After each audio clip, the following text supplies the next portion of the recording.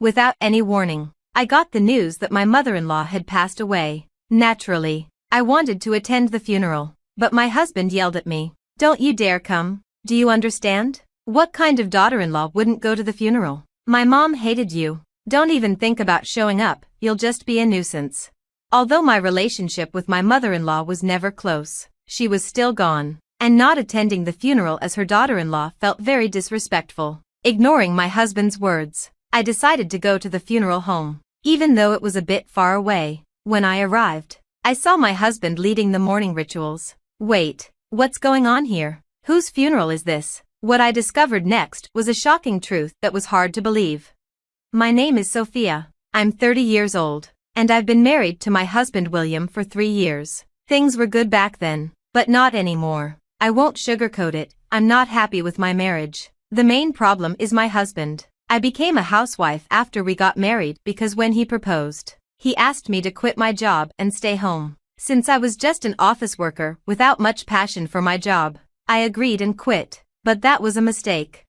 In the first year of our marriage, things were relatively fine, but in the second year, things changed. I used to get $11,000 a month from my husband for living expenses, but suddenly it was cut down to $500. William, making ends meet with just $500 is impossible. I said, I'm covering the rent. All you have to worry about is utilities and groceries, right? He replied.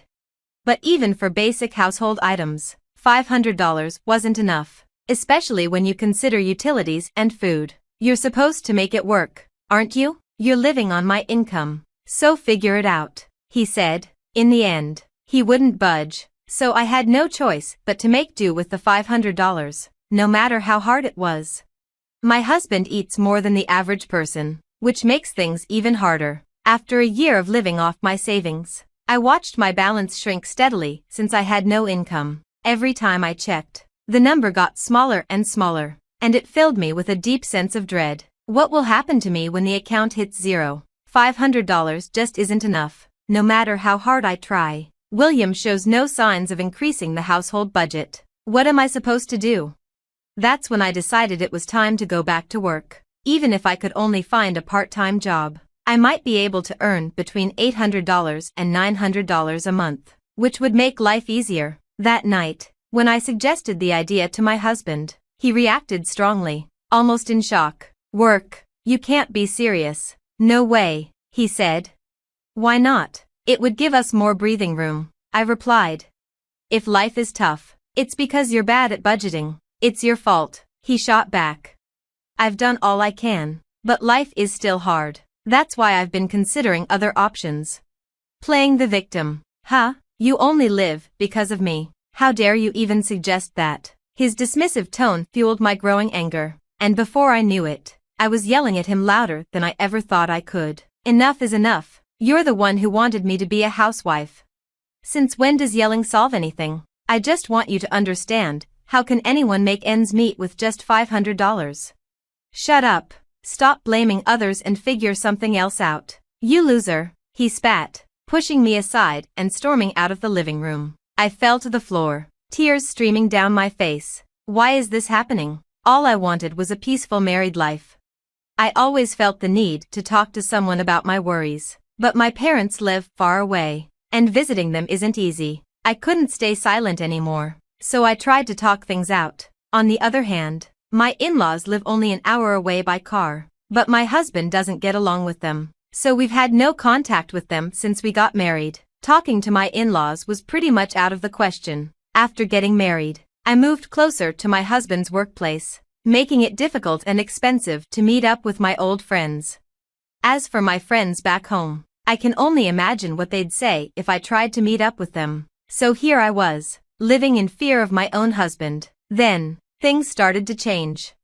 Recently, my husband has been spending less time at home. He started working late and going on more business trips, so he's rarely home for dinner. If he's not eating at home, I don't need to buy as many groceries, which helps me manage with the $500 he gives me each month. Also, I've started working from home and now make about $700 a month. I've begun enjoying a more independent lifestyle, especially when he's not around, and this has been going on for about a year now.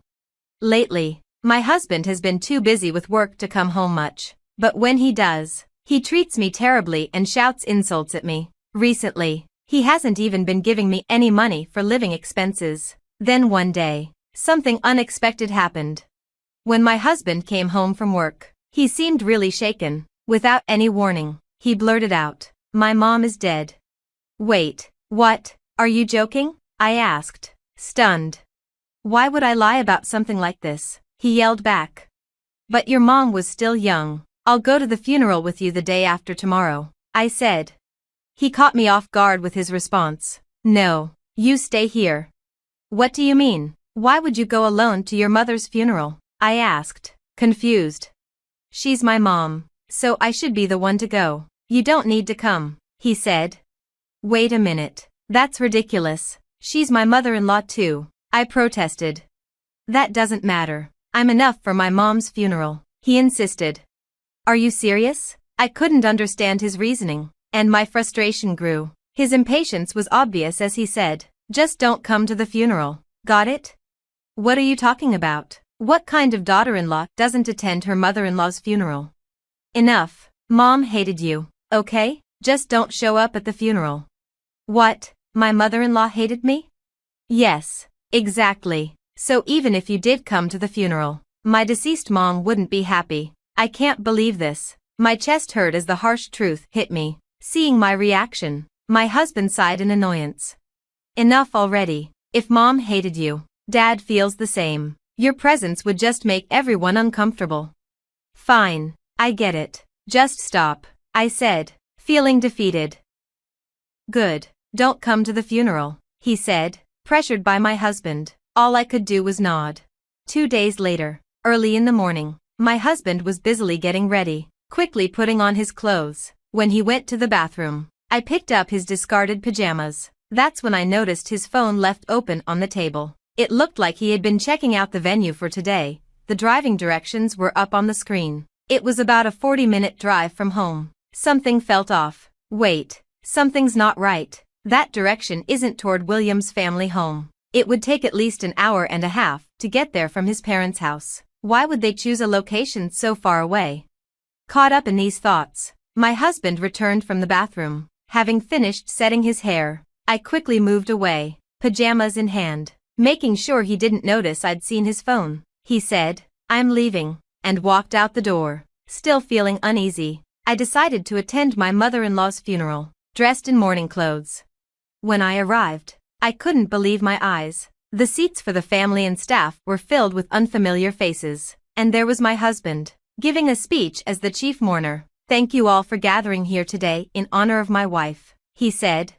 "My wife, Riley?" I watched in shock as William shed tears, pretending to be a grieving husband. Normally, I would have confronted him right away, but I couldn't bring myself to break the solemn atmosphere. Just then, I overheard a conversation between some women sitting behind me. "Did you hear? The chief mourner is divorced." "Really? He seems so steady."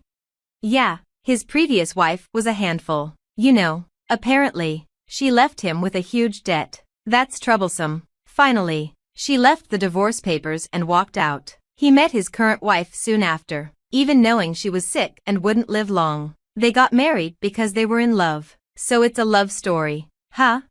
Debt? Leaving? I had never done any such thing. Anger boiled inside me as I realized the story had been twisted. I had to check for myself. Upon investigation, I discovered that our divorce had been finalized about 6 months ago. My husband probably met his now sick wife soon after our divorce and married her. The reason he hardly came home was that he was living a newlywed life with her. As I connected the dots, my anger reached its peak. He had me removed from the family register and married another woman behind my back. Enough with the insults already, this was it. I'd had enough. It was time for reckoning.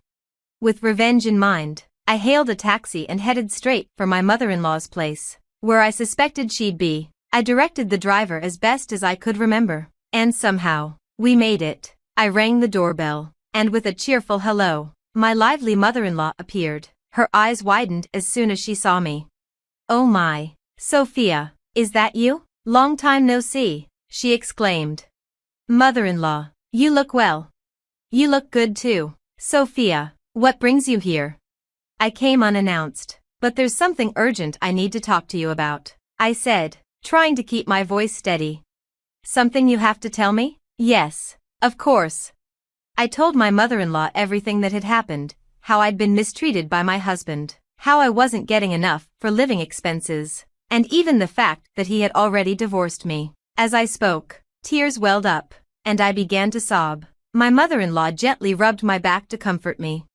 Sophia, I'm so sorry you've had to go through all this. My idiot son. Please forgive me. It's okay. I should apologize for showing up and talking about this. Why didn't you come to me sooner? William told me you didn't like me. What? He told me you didn't like me, I replied, finally realizing what had been going on. It hit me then. My mother-in-law and I had been deliberately kept apart. My husband probably thought it would be troublesome if she and I got along, especially if it went against his plans. Meanwhile, without my knowledge, he'd apparently asked his family for financial help multiple times, blaming it all on me. Sophia's sick and needs money, he'd say. Sophia can't work, so things are tight. Please help, for Sophia's sake, and so on. But I was neither sick nor unable to work, it was just what William had told me to do. Now that I knew the truth, I felt a mix of relief and rage. I had nothing to lose anymore. Fighting my fear, I shared my plan for revenge with my mother-in-law and decided to return to the funeral. Although the service had ended, a few people were still around. I approached one of them and asked, "Excuse me, do you know where the deceased's family lives? I couldn't make it to the funeral, and I want to bring some flowers later." Pretending to be an acquaintance, I managed to get the address of my husband's mistress's family home. The next day, I took some funeral flowers and headed to their place. When I rang the doorbell, a woman who looked quite worn, probably from the grief of losing her daughter, answered. It was likely the mistress's mother. I introduced myself as a friend and was invited inside. Once led to the room with the family altar, I saw my husband there. "Sophia, what are you doing here?" he exclaimed, as soon as he said my name. My husband quickly covered his mouth. The father of the mistress turned to William and asked, "What's going on?" That's when I let it all out. "I'm sorry for lying. I am this man's ex-wife." "Ex-wife? Why would you be here?" the father asked, confused. "Your daughter and I were both deceived by this man," I began, my voice trembling with emotion. "I found out just yesterday, at Riley's funeral, that I was divorced." What does that mean?" Riley's father asked, now visibly angry. "He told me it was my mother-in-law's funeral and told me not to come. I suspected something was off, so I followed him, only to find out it was the funeral of his new wife," I explained. "What's the meaning of this, William? Explain yourself," Riley's father demanded. At the sound of his furious voice, William's face turned pale, and he looked down, unable to meet anyone's eyes. The atmosphere, once heavy with sorrow, shifted dramatically as the truth began to unfold. As if sensing his wrongdoing, Riley's father's face turned beet red, and his body trembled with anger. Amidst all this, I prepared to execute my final act of revenge. Just then, the doorbell rang, and Riley's mother went to answer it. When she returned, she was accompanied by my mother-in-law. "Mom," William stammered, sweat breaking out on his forehead as he visibly shook. My mother-in-law didn't waste any time. She proceeded to give him a piece of her mind. "Causing trouble for others, what do you think you're doing? Pay back the money you borrowed from us right now, and don't you dare blame Sophia," she scolded. "Wait, Mom, this is not the time to. You owe an apology to Sophia, to that woman, and even to your parents right here, right now. Do you even understand what you've done? Declaring me dead and removing Sophia from the family registry, that's the height of disrespect. Mom, can we talk about this later? This isn't the place to." "That's exactly why it's the right place. It would be unfair to the other woman and your parents if I didn't say something. I'm here to make sure everyone knows what a loser you are," my mother-in-law declared. Riley's father, now enraged, grabbed William by the collar and shouted, "You've got to be kidding me." Terrified, William started to cry on the spot. It turned out that William had lied to Riley's father about needing money for Riley and had borrowed from him. Upon questioning, it was revealed that William had gambled away all the money. In the end, William was kicked out of Riley's house and faced legal actions. Ignoring his tearful face, I turned my back with my mother-in-law and started to walk away. But just then, a desperate voice called out from behind. "Wait, Sophia." I turned around slowly. "What?" I asked. "I'm really sorry, can we start over?" he pleaded. "Excuse me?" I said, incredulous. "If you don't help me, I'll be sued," he cried. "Don't worry, I plan on suing you too," I replied calmly. "What?" he stammered, shocked. I had already made up my mind. After all the unfair treatment and the fake divorce papers, I was determined to take legal action. "Please forgive me," he begged. But I was fuming. I unleashed all my pent-up emotions on him. "Do you think saying sorry will make everything okay? Do you even understand what you've done? Filing for divorce without telling me is illegal. Your apologies are worthless because you've been lying and manipulating people for money. Utterly worthless," I said, my voice rising. "Sophia, please, wait," he pleaded again. "Quiet," I snapped. "Do you have any idea how many people you've hurt with your actions? What you've done isn't something that can be easily forgiven. Even a lifetime of making amends won't be enough. So from now on, stay out of my life. If you show up again, I won't hesitate to ruin you." As I spoke assertively, my mother-in-law gently touched my back, her warmth almost bringing me to tears. In the end, William had to pay back the $10,000 he borrowed from Riley's father in one lump sum. Additionally, he had to pay me alimony and a fine for forgery. His salary was never that high to begin with, so the financial hit hurt him badly. He even had to go into debt to pay the alimony, and now he's getting collection calls at work. It's only a matter of time before he loses his job. As for me, I went back to my old job right after the divorce. Now, I'm living in an apartment near my workplace and enjoying peaceful days. Since then, I've been meeting with my mother-in-law regularly, updating each other on our lives. Our relationship has deepened even more after the divorce. My mother-in-law, who stood by me as we confronted her own son, has become like a second mother to me, and I plan to cherish her as such from now on. The letter arrived on a Tuesday, landing like a grenade in my perfectly ordered life. I almost missed it, buried between bills and junk mail, but my grandmother's lawyer's firm name caught my eye. My hands trembled as I tore open the envelope, standing in my kitchen where I'd shared countless cups of tea with Gran before she passed. My name is Laurel, and until that moment, I thought I'd process my grandmother's death as well as any doctor could. Being an oncologist, I'm familiar with loss, but nothing prepared me for what that letter contained. Dear Dr. Whitaker, it began formally.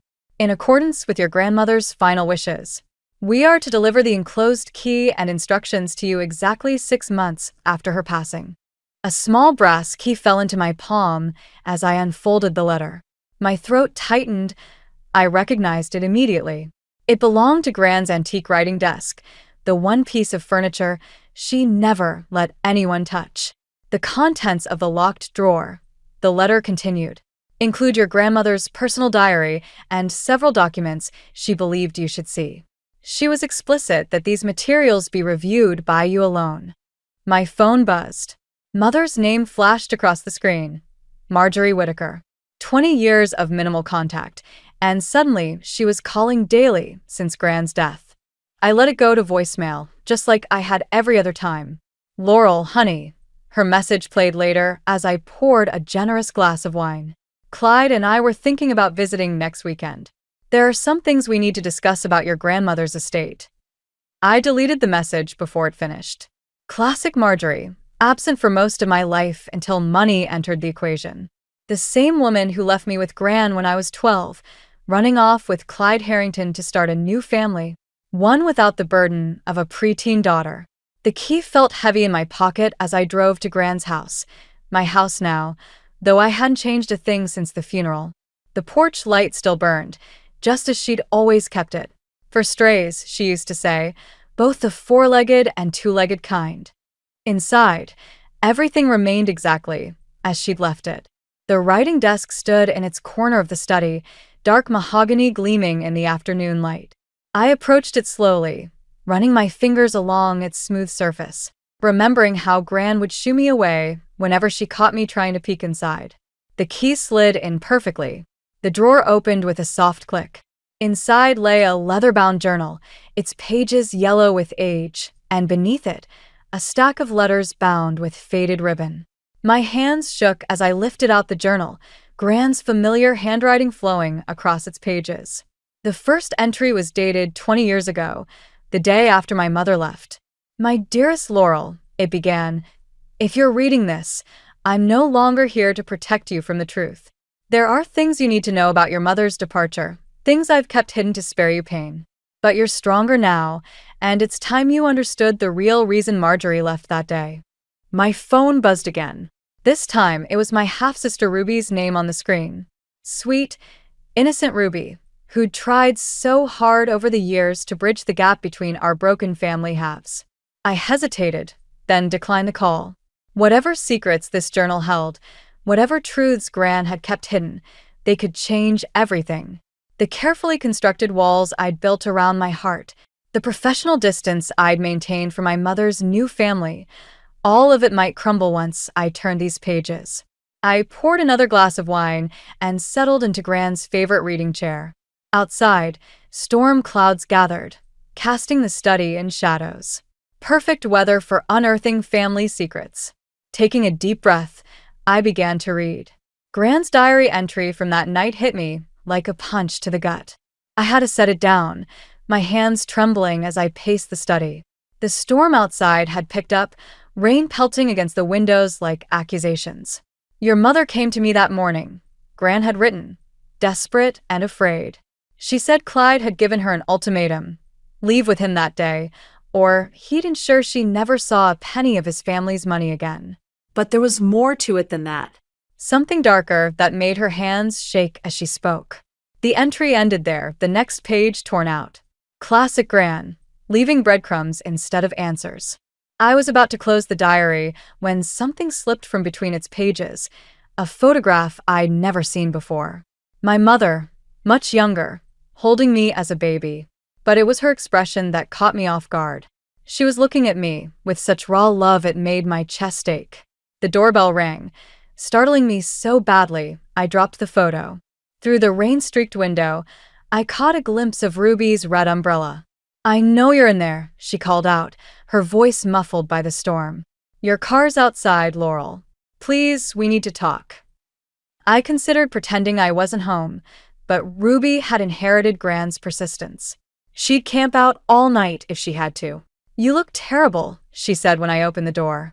She brushed past me, shaking water from her coat. "Have you been crying?" "I don't cry," I said automatically, but my reflection in the hallway mirror betrayed me. "What are you doing here, Ruby?" "Dad's planning something." She twisted her hands together, a nervous habit she'd had since childhood. "He's been making calls, meeting with lawyers. I overheard him tell Mom that he's found a way to contest Gran's will."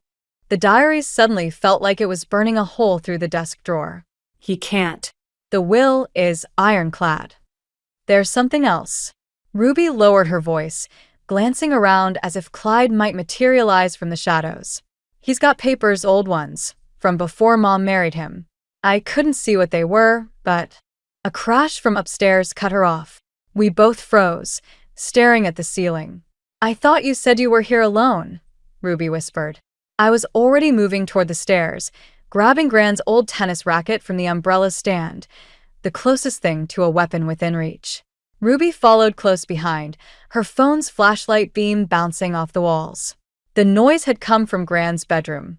The door stood slightly ajar, though I distinctly remembered closing it earlier. Inside, the window was open, curtains billowing in the wind, rain soaking into the carpet. And there, silhouetted against the lightning, was a figure hunched over Gran's dresser, rifling through the drawers. "Stop right there," I commanded, wielding the tennis racket like a sword. The figure straightened slowly, turning to face us. In the next flash of lightning, I recognized the sharp features and perfectly styled hair, even after all these years. "Hello, Laurel," said Aunt Opal, clutching a stack of papers to her chest. "I was hoping to avoid this particular family reunion. What are you doing here?" My voice shook with anger. "How did you get in?" "Your grandmother gave me a key years ago." Opal's smile was razor-thin.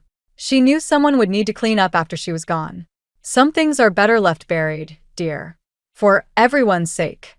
Behind me, Ruby gasped. Those are the same kind of papers Dad has. Opal's expression flickered. So Clyde found his copy. I should have known he wouldn't let this go. She straightened her spine. Every inch the proper lady she'd always pretended to be. We need to talk, Laurel, about what really happened the day your mother left. Lightning flashed again, illuminating the papers in Opal's hands. In that brief moment, I caught a glimpse of what looked like a contract, my mother's signature bold at the bottom. The truth, it seemed, was about to get a lot more complicated. The contract in Aunt Opal's hands was dated exactly 1 week before my mother left. I stared at it through burning eyes as we sat in Gran's kitchen, the storm still raging outside. Ruby had made coffee none of us were drinking. It's a custody agreement, Opal said, sliding the papers across the table. Your mother signed away her parental rights. Not because of Clyde's ultimatum, but because of something else entirely. My hands wouldn't stop shaking as I read. Legal jargon filled the pages, but one paragraph stood out. In exchange for maintaining silence regarding the events of March 15, 1999, Marjorie Whittaker agrees to. What happened on March 15th? I demanded. Opal's face tightened. That's not my story to tell. But your mother didn't abandon you for money, Laurel. She left to protect you. Ruby leaned forward, her coffee forgotten. Protect her from what? Before Opal could answer, my phone buzzed. Marjorie's name flashed on the screen again, but this time, there was a text. Clyde knows about the contract. He's coming for the house. Don't let him in. As if on cue, headlights swept across the kitchen windows. A car door slammed. He followed me, Ruby whispered, face pale. I'm so sorry. I should have been more careful. Opal moved faster than I'd ever seen her move, gathering the papers. Get these somewhere safe. Now. Heavy footsteps on the porch. Then pounding on the door. Laurel. Clyde's voice boomed through the house. Open up. We need to discuss your grandmother's estate. I shoved the contract into Gran's recipe box and thrust it at Ruby. Back door. Go to my apartment. Don't stop for anything. Ruby hesitated only a moment before slipping out through the kitchen. The pounding continued. I know you're in there. Your aunt's car is outside. A pause. Don't make me call the police, Laurel. I have documentation proving your grandmother wasn't of sound mind when she changed her will. Opal's laugh was bitter. Documentation he fabricated, no doubt. She straightened her spine. Let him in. It's time we ended this charade. Are you insane? I hissed, but I was already moving toward the door. 20 years of questions were about to be answered, one way or another. Clyde burst in the moment I turned the lock, rain dripping from his expensive coat. He'd aged since I'd last seen him, but his eyes were still cold and calculating. Where is it? He demanded, scanning the room. Hello to you too, stepfather, I said, ice in my voice. Please come in. Make yourself at home. Don't play games with me, girl. That contract could ruin everything I've built. The contract you used to blackmail my mother? The words felt like poison in my mouth. Or is there another one I should know about? Clyde's face darkened. Your mother made her choice. She knew what would happen if she ever told you the truth about that night. What truth? My voice cracked. What was so terrible that she had to leave her own daughter? The truth, a new voice said from the doorway, about what your father really did to me. We all turned. There stood my mother, soaked from the rain, looking smaller than I remembered. But her eyes were steel as she faced Clyde. You promised, he growled. You signed. I promised to stay quiet to protect my daughter, Marjorie said. But she's not a child anymore. And I'm done letting you use my past against me. She turned to me, tears mixing with raindrops on her face. Your father didn't die in an accident, Laurel. He was murdered. And Clyde. She took a shuddering breath. Clyde helped cover it up. The kitchen clock ticked loudly in the silence that followed. Outside, lightning flashed, illuminating all our faces in stark white. The guilty, the innocent, and those of us somewhere in between. I looked at my mother, really looked at her, and saw for the first time the weight she'd been carrying all these years. The choice she'd made wasn't about money at all. It had been about survival. Police lights flashed silently outside Gran's house as Detective Morris took our statements.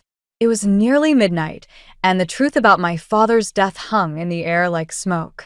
Clyde had disappeared into the back of a patrol car an hour ago, leaving chaos in his wake. "Let me get this straight," Morris said, reviewing his notes. "Your father's car accident in '99 wasn't an accident at all?" My mother sat across from me, hands wrapped around a cold cup of tea. She hadn't stopped shaking. Frank was going to expose Clyde's embezzlement scheme. The brake lines in his car weren't cut by accident. I stood up abruptly, needing to move. 20 years of believing my father had died because of black ice on a dark road, and now this. Why didn't you tell someone? Why didn't you go to the police back then? Because of these. Aunt Opal spread out more papers on the table, photographs this time. They showed my father's car, but there was something else. Something that made my stomach turn. Clyde made it look like your father had been drinking. He planted evidence. Made sure your mother knew that if she talked, everyone would believe Frank died driving drunk with his 12-year-old daughter in the car. The room spun slightly. I'd been in the car that night. I remembered Dad dropping me at a friend's house just hours before the crash. "He threatened to destroy Frank's reputation," my mother whispered. "To make you grow up believing your father was responsible for his own death." I couldn't let that happen. Detective Morris's pen scratched across his notepad. And MS. Whitaker, Evelyn, she knew about this. Gran knew everything, I said, the pieces finally clicking into place. That's why she left me the diary. She was making sure the truth would come out after she was gone. A soft knock at the door made us all jump. Ruby stood there, still clutching Gran's recipe box with the contract inside. "Dad's lawyer is here," she said quietly. He's saying there's no proof. That it's all hearsay after 20 years. The detective's face remained carefully neutral. Physical evidence from that long ago will be difficult to recover. Without a confession, there's more. My mother's voice had changed, stronger now. She reached into her purse and pulled out a USB drive. "I've been collecting evidence for years. Bank records, emails, conversations I recorded. I knew someday Clyde would slip up, get too confident. When he started pushing about Evelyn's estate, I knew it was time." Morris took the drive like it might explode.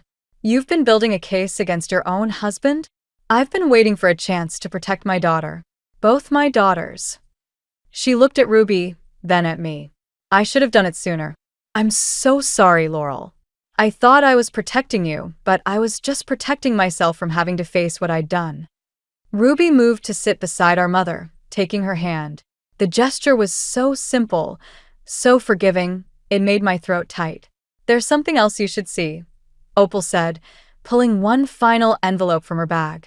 "Evelyn wrote this the day before she died.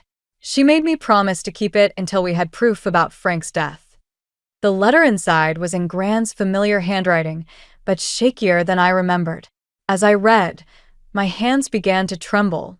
"My dearest Laurel," it began, "by now you know the truth about your father. What you don't know is that he left something for you. Something Clyde has been searching for all these years." I looked up at my mother, whose eyes had gone wide with recognition. "The evidence," she breathed. "The original evidence of Clyde's embezzlement. Frank hid it somewhere in this house before he died. That's the real reason Clyde wanted the estate. He's still looking for it." Detective Morris was already reaching for his radio. "We need to get a forensics team in here. Now." Outside, more police cars were arriving, but I barely noticed. I was already moving toward Gran's study, my mind racing. If Dad had hidden something in this house 20 years ago, there was only one place he would have put it. The same place I used to hide my own secrets as a child, behind the loose brick in the study fireplace. The loose brick slid out easily, as if it had been waiting all these years for my touch. Inside was a dusty manila envelope, sealed with my father's familiar scrawl across the front. "For my Laurel, when the time is right." "Did you find something?" Detective Morris called from the doorway. Before I could answer, Ruby's scream pierced the air. "He's out. Dad's out on bail." My mother appeared behind Morris, face ashen. "That's impossible." The evidence. His family's lawyers moved fast, Morris said grimly. We need to get that envelope into evidence now. I clutched the package to my chest, my father's last message to me. I need 5 minutes with this first. Laurel. My mother stepped forward. We don't have time. 5 minutes, I repeated, my voice sharp enough to make her flinch. You've had 20 years to process this. I need 5 minutes. I locked myself in Gran's bathroom, hands shaking as I opened the envelope. Inside were bank statements, photographs, and a letter. But what caught my eye was a small key card with a bank logo and safety deposit box number. My phone buzzed. Unknown number. Hello, Laurel. Clyde's voice was eerily calm. I believe you have something that belongs to me. Nothing here belongs to you. No? Ask your mother about December 12, 1998. Ask her what really happened to those missing funds before your father started investigating me. The bathroom door rattled. Laurel? It was Ruby. Dad's car just pulled up outside. I stared at the documents in my hands. December 12, 1998. There it was, a transfer record with my mother's signature. She was in on it, I whispered. At the beginning. Smart girl, Clyde said. Your mother helped me set up those accounts. She only turned on me when your father found out. She's not the victim she pretends to be. The front door slammed downstairs. Heavy footsteps. I'm coming up, Clyde called out. Let's handle this like family. I cracked open the bathroom door. Ruby stood there, tears streaming down her face. Mom's gone. She just ran out the back door. Of course, she had. Running was what she did best. Get these to Morris. I shoved the envelope at Ruby. Go out the window, down the trellis like we used to. Don't stop for anything. What about you? I pulled Gran's diary from my pocket. I need answers first. Laurel? Clyde's voice was closer now. Let's talk about a deal. Ruby squeezed my hand before disappearing through the window. I walked out to face my stepfather, Gran's diary held tight against my chest. He stood at the top of the stairs, still in his expensive suit despite the late hour. Where are the documents? Gone. Like your leverage over my mother. His smile didn't reach his eyes. You really think she's worth protecting? After everything she's done? I'm not protecting her. The diary's spine crackled under my grip. I'm finishing what my father started. Your father was a fool who didn't understand business. My father, I said quietly, taught me where to hide things. Want to know what else he taught me? Clyde took a step forward. Don't play games. He taught me that the truth always comes out. December 12th, 1998. I know Mom helped you. But I also know from Gran's diary that she tried to stop you once she realized what you were really doing. That's why you needed her gone, why you threatened her with my father's reputation. His face darkened. You have no proof. I have Gran's diary. I have Ruby's testimony about your threats. And I have. I pulled out my phone, showing him the recording icon. Your confession from downstairs earlier. The police may have let you go, but they're going to love hearing this. Clyde lunged forward just as Detective Morris appeared behind him, gun drawn. That's enough, Morris said. Hands where I can see them. As they led Clyde away again, I saw my mother standing in the garden, watching through tears. She took a step toward the house, but I turned away. Some betrayals cut too deep for second chances. Or so I thought.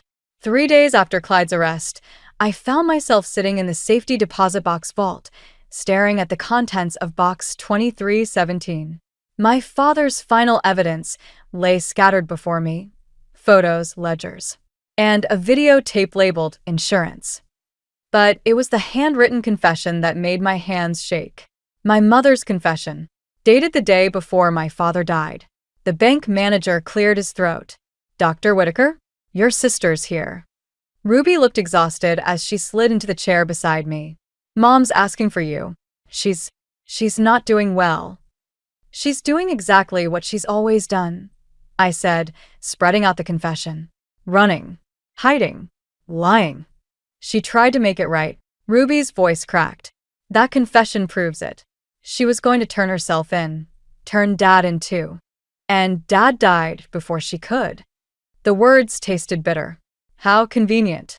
The police found something else. Ruby pulled out her phone, showing me a video. Security footage from the bank, dated December 12, 1998. My mother, younger and terrified, standing at a teller window while Clyde loomed behind her, his hand gripping her arm, hidden from the teller's view. She was his victim too, Ruby whispered. I shoved back from the table. Don't make excuses for her. She had choices. Like what? Let him kill Dad sooner? Let him come after you. Ruby's voice rose. You read Gran's diary. You know what Clyde was capable of. The diary. I'd been avoiding its final pages, afraid of what else I might learn. Afraid Gran's last words might force me to forgive when all I wanted was justice. My phone buzzed. Detective Morris. Clyde made bail again. Higher-ups intervening. Watch your back. Ruby read the message over my shoulder. He'll come for the evidence. For all of us. Let him try. I gathered the documents, but Ruby grabbed my wrist. You sound just like Dad did. Her words hit like a slap. All righteous anger and no self-preservation. Look where that got him. What do you expect me to do? Forgive and forget. I expect you to survive. Ruby's eyes filled with tears. Mom's in the hospital because she finally stood up to him. She took pills, Laurel. They're saying she might not make it. The world tilted sideways. What? She left a note. For you. Ruby pulled out an envelope, hospital letterhead visible through the thin paper. She said if anything happened to her, you'd find the rest of Dad's evidence in her old music box. The one she left behind when she abandoned me. I stared at the envelope, remembering that music box. The one that played Beethoven's Moonlight Sonata. The one I'd smashed against the wall the day after she left. Oh God. The realization hit like ice water. The pieces. I threw them away. What pieces? The music box. I destroyed it. My legs gave out, and I sank into the chair. If there was evidence inside. Ruby's phone rang. Her face went pale as she listened. We have to go. Now. Dad's been to the house. He's torn it apart looking for something, and now he's heading to the hospital. To Mom. I looked down at the confession in my hands. 20 years of anger and betrayal warred with the image of my mother, young and frightened, Clyde's hand leaving bruises on her arm. If we lose her, Ruby's voice broke. If he gets to her before she wakes up, we'll never know the whole truth. The truth. I'd been so focused on exposing it, on finally understanding why my family had shattered, that I hadn't considered the cost. Now my mother was dying, Clyde was free, and the final pieces of evidence might be sitting in a landfill somewhere, destroyed by my own teenage rage. Sometimes revenge doesn't taste like justice at all. Sometimes it tastes like ashes and regret. Let's go, I said, pocketing the confession. It's time to end this. One way or another. The hospital corridor stretched before me like a gauntlet. Ruby had gone to get security, leaving me alone outside my mother's room. Through the window, I could see her still form, tubes and wires making her look smaller than I remembered. Movement at the end of the hall caught my eye. Clyde. I slipped into the room, quietly closing the door. My mother's heart monitor beeped steadily as I pulled Gran's diary from my bag, finally opening to those last pages I'd been avoiding. I knew you'd come. I spun around. My mother's eyes were open, clear despite the medication. Save your strength, I said, moving toward the call button. She caught my wrist. The music box. Did you find it? I destroyed it. 20 years ago. A faint smile touched her lips. No. You didn't. Her voice was barely a whisper. Your grandmother? She saved the pieces. Built a false bottom. In her jewelry box. The door opened. Clyde stood there, his expensive suit incongruous against the sterile hospital walls. Family reunion? His smile didn't reach his eyes. How touching. It's over, Clyde. I positioned myself between him and the bed. We have everything. The confession, the bank footage, Dad's evidence. You have pieces of a puzzle you don't understand. He closed the door behind him. Your father was going to destroy everything I'd built. Your mother helped me stop him. She was trying to protect me, I said, but doubt crept in. You threatened her. Did I? He pulled out his phone, showing me an old email. From my mother to him, dated the day before Dad died. Read it. My hands shook as I took the phone. Meet me at the usual place. Frank suspects nothing. Everything's arranged. No. My mother's voice was stronger now. Show her the rest. Clyde's face darkened. Marjorie? The rest of the email thread, she insisted. The part where you threatened to hurt Laurel if I didn't help you. The part where you admitted to tampering with Frank's car. A commotion erupted in the hallway. Ruby's voice raised an argument with hospital security. It doesn't matter now. Clyde moved closer to the bed. None of you will testify. Not if you want to keep your medical license, Laurel. Did you think I wouldn't find out about those prescriptions you wrote for your grandmother? The ones that helped ease her passing? My breath caught. Gran's last days. The pain medication. Leave her alone. My mother struggled to sit up. I've already sent copies of everything to the police. Everything, Clyde. Including what you did to your first wife. The monitor's beeping accelerated as Clyde reached for my mother. I moved without thinking, years of suppressed rage finally finding their target. The diary flew from my hands as I shoved him back, papers scattering across the floor. Among them, fluttering like leaves, were photographs. Not from the music box or Dad's evidence, but from Gran's diary. Photos of a young woman, bruised and frightened. Clyde's first wife. Gran knew, I whispered. She knew all along. She tried to warn Frank. My mother's voice cracked. That's why I had to choose. You or him. I chose you. Clyde lunged for the photos, but the door burst open. Ruby stood there with Detective Morris and 2 officers. Actually, Ruby said, holding up her phone, you chose all of us. She'd been recording everything. As they led Clyde away, I picked up Gran's diary. The final entry was short. Sometimes the greatest act of love is letting go of revenge. Forgiveness isn't weakness, my dear Laurel. It's the strength to build something new from the ashes of what was lost. My mother's hand found mine, warm despite everything. I never stopped loving you, she whispered, even when I had to let you hate me. Outside, the sun was rising, painting the hospital room in shades of gold and shadow. Sometimes the light shows us things we couldn't see in the dark, like the difference between justice and revenge, or the fine line between love and sacrifice. I squeezed my mother's hand, 20 years of anger finally giving way to something else, something that felt almost like hope. 6 months after Clyde's conviction, I stood in Gran's study, my study now, sorting through the last of her belongings. Ruby sat cross-legged on the floor, piecing together the restored music box while our mother watched from the doorway, still moving carefully after her hospital stay. Found it, Ruby announced, fitting the final piece into place. The false bottom slid open with a click, revealing not documents, but a single photograph. My father holding me as a baby, my mother beside him, all of us laughing at something just out of frame.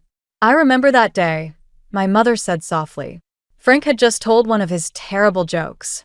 I traced the edge of the photo, wondering how different things might have been if we'd stayed frozen in that moment of joy. Why did Gran keep this hidden instead of the evidence? Because evidence proves guilt, Ruby said, wisdom beyond her years in her voice. But this proves there was something worth saving. The doorbell rang. Aunt Opal stood on the porch, clutching a familiar leather-bound book. Found this while packing up my place, she said, holding out another of Gran's diaries. It's from before, everything, when your parents first met. I took the diary but didn't open it. Some stories didn't need to be excavated. Some truths could rest in peace. I'm selling the house, I announced suddenly. 3 pairs of eyes turned to me in surprise. But it's your home, my mother protested. Everything you fought to protect was never about the house. I moved to the window, watching shadows stretch across Gran's garden. It was about understanding why. Why you left, why Dad died, why Gran kept so many secrets. But understanding doesn't mean we have to live in the shadow of those choices forever. Ruby stood, brushing dust from her jeans. Where will you go? There's a practice opening up near the coast. They need an oncologist. I turned back to my family, this patchwork of broken pieces we were slowly fitting back together. It's only an hour away. Close enough for Sunday dinners, far enough to start fresh. My mother's hands trembled as she picked up the music box. When she wound it, Moonlight Sonata filled the room, each note carrying echoes of the past. Your grandmother wrote something else, Opal said quietly. In that last diary.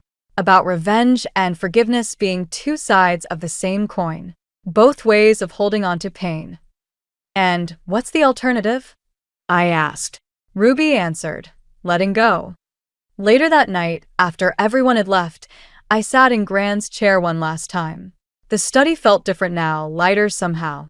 On my laptop, an email from Detective Morris waited. They'd found more of Clyde's victims, other families he'd tried to destroy. My testimony wouldn't be needed at the new trials. I closed the laptop without responding. Let someone else carry the torch of justice. My war was over. The music box sat on the desk, moonlight gleaming off its restored surface. Inside, beneath the false bottom, I'd placed a new photograph, one taken last week at Ruby's graduation. My mother and I flanking her, all of us smiling despite the years of pain between us. Or maybe because of them. Gran's final diary entry had been right. The strongest families aren't the ones that never break, but the ones that learn to rebuild from the pieces. I packed the music box carefully in my bag. Tomorrow, I'd start looking for coastal properties. Something with big windows and a garden, where shadows couldn't linger. Maybe with room for guests. As I locked up the house one last time, I thought I caught a whiff of Gran's perfume, heard the echo of her laugh. But when I turned, there was only moonlight and the soft whisper of leaves in the garden she'd loved so much. Some ghosts, I was learning, don't need to be exorcised. Some can stay, teaching us how to love better, forgive deeper, live fuller. And sometimes, the best revenge isn't revenge at all. It's building something beautiful from the ashes of what was lost. I drove away from my grandmother's house for the last time, the music box safe beside me, carrying its cargo of broken melodies and new beginnings. The call from my mother came just as I was finishing hanging Grandma Etta's quilts on the clothesline. Her timing was always impeccable that way, disrupting the small moments of peace I managed to carve out for myself. Lila, darling, I need you to do something for me. Her voice carried that familiar saccharine tone that always preceded bad news. I pinned the last corner of the quilt, watching it dance in the autumn breeze. I'm kind of busy, Mom. This is important. Sarah needs a place to stay. The wooden clothespin snapped in my hand. Sarah, my half-sister, the golden child, the one who'd never had to work for anything in her life. No. It's not a request, dear. She'll be there tomorrow. I press my fingers against the bridge of my nose. You can't just. Actually, I can. Her voice hardened. Need I remind you that your grandmother's house isn't legally yours yet? The trust doesn't transfer until you're 30. The quilts suddenly felt like they were closing in around me, their familiar patterns morphing into prison bars. You wouldn't. Of course not, darling. But Sarah needs guidance, and you're so stable. She made it sound like a disease. Besides, that house is far too big for just one person. I looked up at Grandma Etta's Victorian home, with its worn blue shutters and wraparound porch. Every creaking floorboard and chipped tile held a memory. This is my home. Then be a good sister and share it. Sarah will arrive tomorrow afternoon. Do make her feel welcome. The line went dead before I could protest further. I stood there, surrounded by billowing quilts, my phone clutched so tight my knuckles turned white. Inside, I paced the kitchen, my grandmother's domain where she taught me everything from baking to standing my ground. The copper pots still hung exactly where she'd left them, catching the sunlight that streamed through the bay window. My neighbor Iris's voice drifted through the screen door. Those quilts sure look pretty dancing in the wind. I opened the door to find her on the porch, a plate of cookies in hand. One look at my face, and her smile faded. Mari called, I said, accepting the plate. Ah. Iris settled into one of the rocking chairs. And what does Her Majesty want this time? She's sending Sarah to live with me. Tomorrow. Iris's rocker stopped mid-motion. The same Sarah who threw a fit at your grandmother's funeral because the catering wasn't up to her standards? The very same. I sank into the other chair, offering her a cookie. Mom's using the trust as leverage. If I don't take her in, she'll contest the house, Iris finished, her eyes narrowing. That woman never did fight fair. A text buzzed on my phone. From Sarah. Can't wait to give that dusty old place a makeover. 指甲油亮光闪烁。 My stomach clenched. I showed Iris the message. Well, she said, brushing cookie crumbs from her lap. Looks like you've got some decisions to make, honey. The question is, are you going to let them walk all over Etta's legacy, or are you going to show them what that old bird really taught you?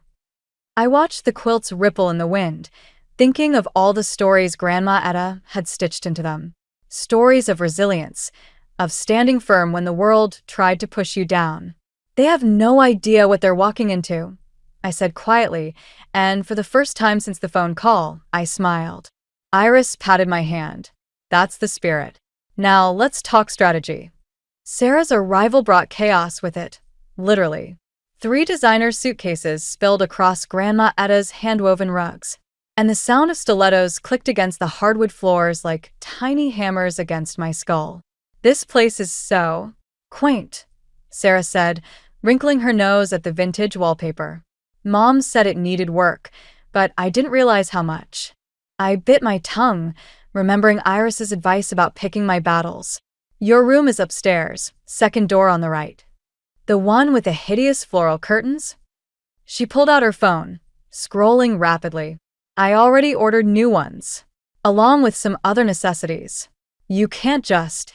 Oh, and the moving truck will be here tomorrow with my furniture. My hands clenched involuntarily. There's already furniture in that room. Sarah glanced up, her perfectly manicured eyebrows arching. That ancient stuff? I had it moved to the attic this morning. The movers came while you were at work. The room spun slightly. I steadied myself against the banister, feeling the smooth wood Grandma Etta had polished countless times. You went into my house while I was gone? Mom gave me a key. She shrugged, as if this explained everything. Don't worry, I supervised them. Nothing valuable was damaged. Well, except for that old mirror, but honestly, it was already cracked. My throat tightened. Which mirror? The ugly gold one. It's fine though. I ordered a modern replacement that'll really open up the space. Grandma Etta's vanity mirror. The one she'd rescued from a fire in her childhood home. The one she'd restored by hand. I took 3 deep breaths, just like Iris taught me. Show me. Sarah rolled her eyes, but led me upstairs. The room, my mother's old room, was stripped bare. The antique dresser, the hand-carved bed frame, the reading nook cushions Grandma had embroidered, all gone. In their place stood sleek, modern furniture still wrapped in plastic. See? So much better already. Sarah bounced on the mattress that had replaced Grandma's 4-poster bed. Though these floors really need updating. I'm thinking hardwood. Stop. My voice came out steadier than I felt. Where's the mirror? Attic. Though honestly, you should just let me. I was already moving, climbing the narrow stairs to the attic. The space was chaos, furniture piled haphazardly, boxes stacked without care. And there, propped against a trunk, was Grandma's mirror. A jagged crack split its surface from corner to corner. Something inside me cracked too. I descended to find Sarah on her phone again. The contractors can start next week. Mom's covering it, of course. She agrees this place needs. Get out. She looked up, startled. Excuse me? Get out of this room. Now. You can't be serious. Mom said. I don't care what Mom said. This is my house and you, my voice caught. You don't get to erase her. Erase who? That old furniture? Please, I'm doing you a favor. This place is stuck in the last century. I stepped closer, feeling something shift inside me, something cold and determined. You have 2 choices. Either you move everything back exactly as it was, or you can explain to Mom why you're sleeping in a hotel. You wouldn't dare. The trust. Try me. Our eyes locked.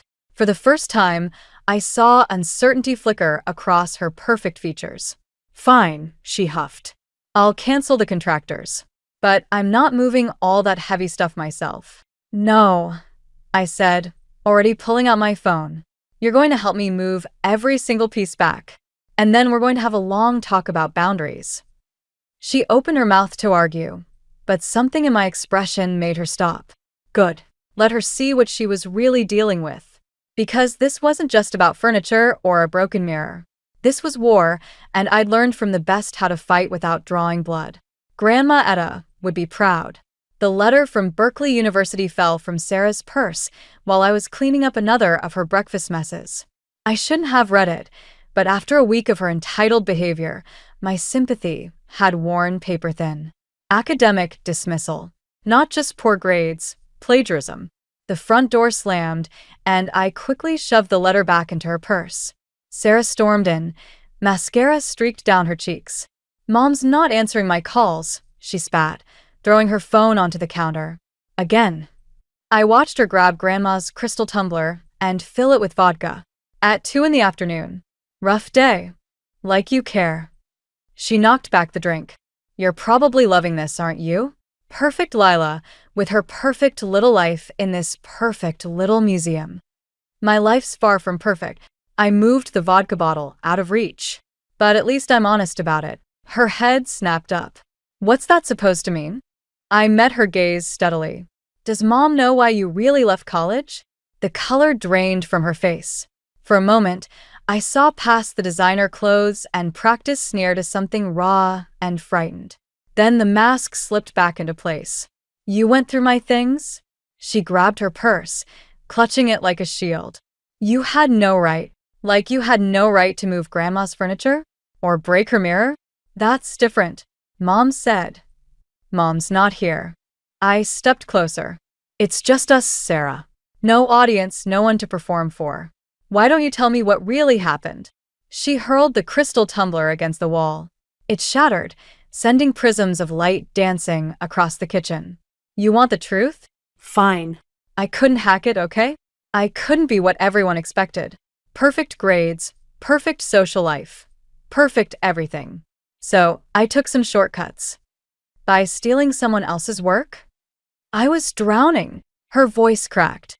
"Do you know what it's like living in your shadow? Why can't you be more like your sister? Why can't you get it together like Lila?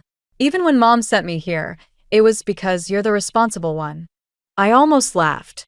"You think I'm the favorite? Mom barely acknowledges my existence unless she wants something.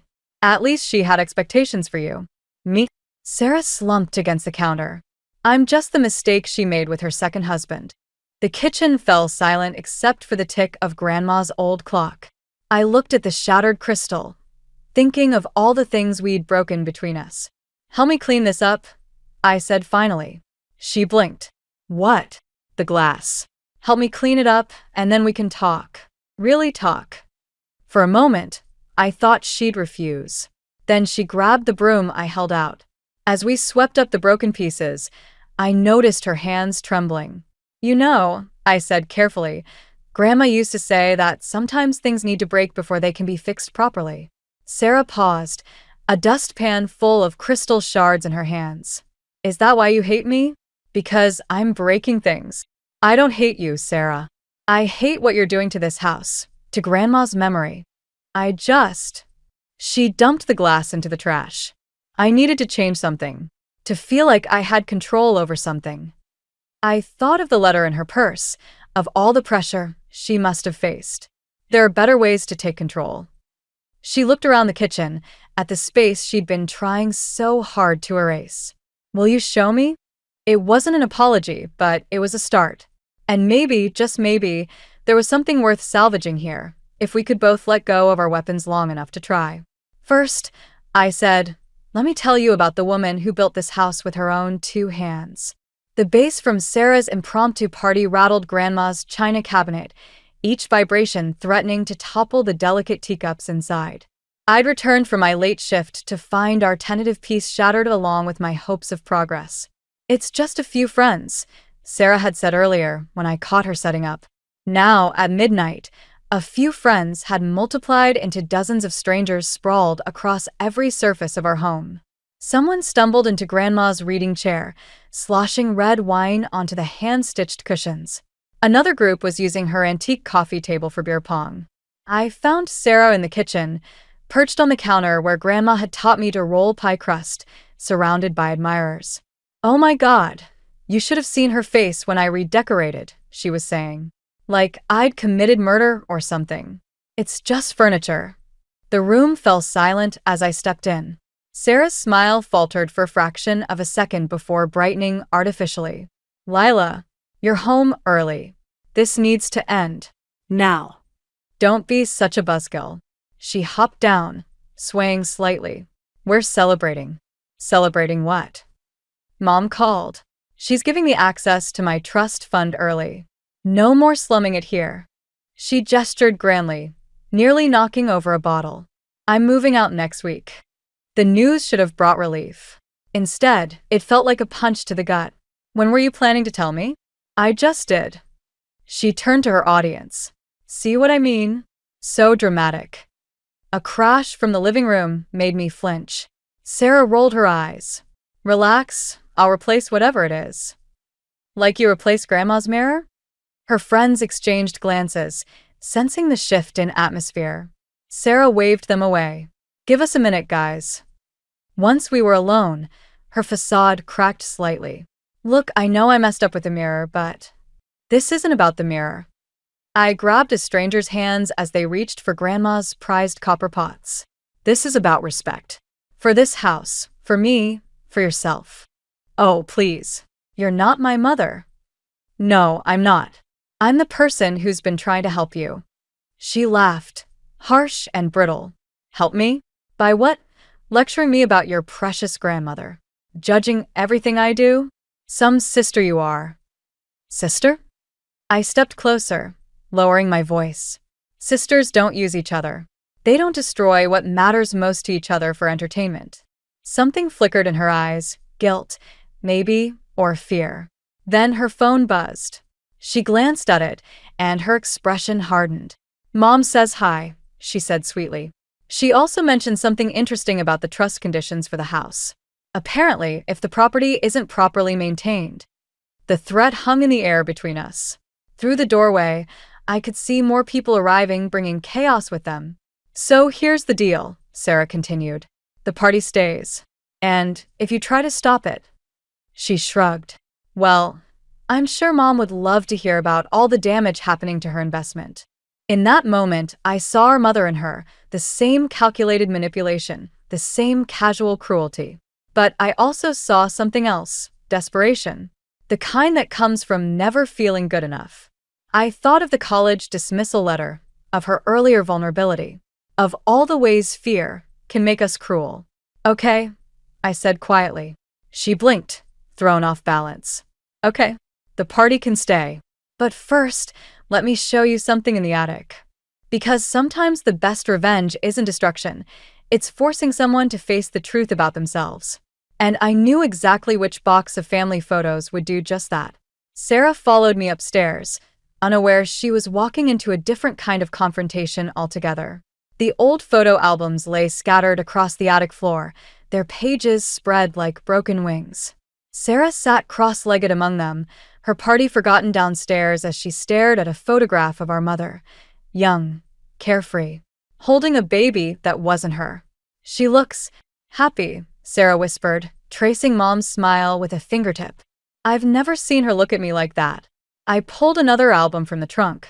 "Keep looking." The music thumped below us, but up here time seemed suspended between heartbeats.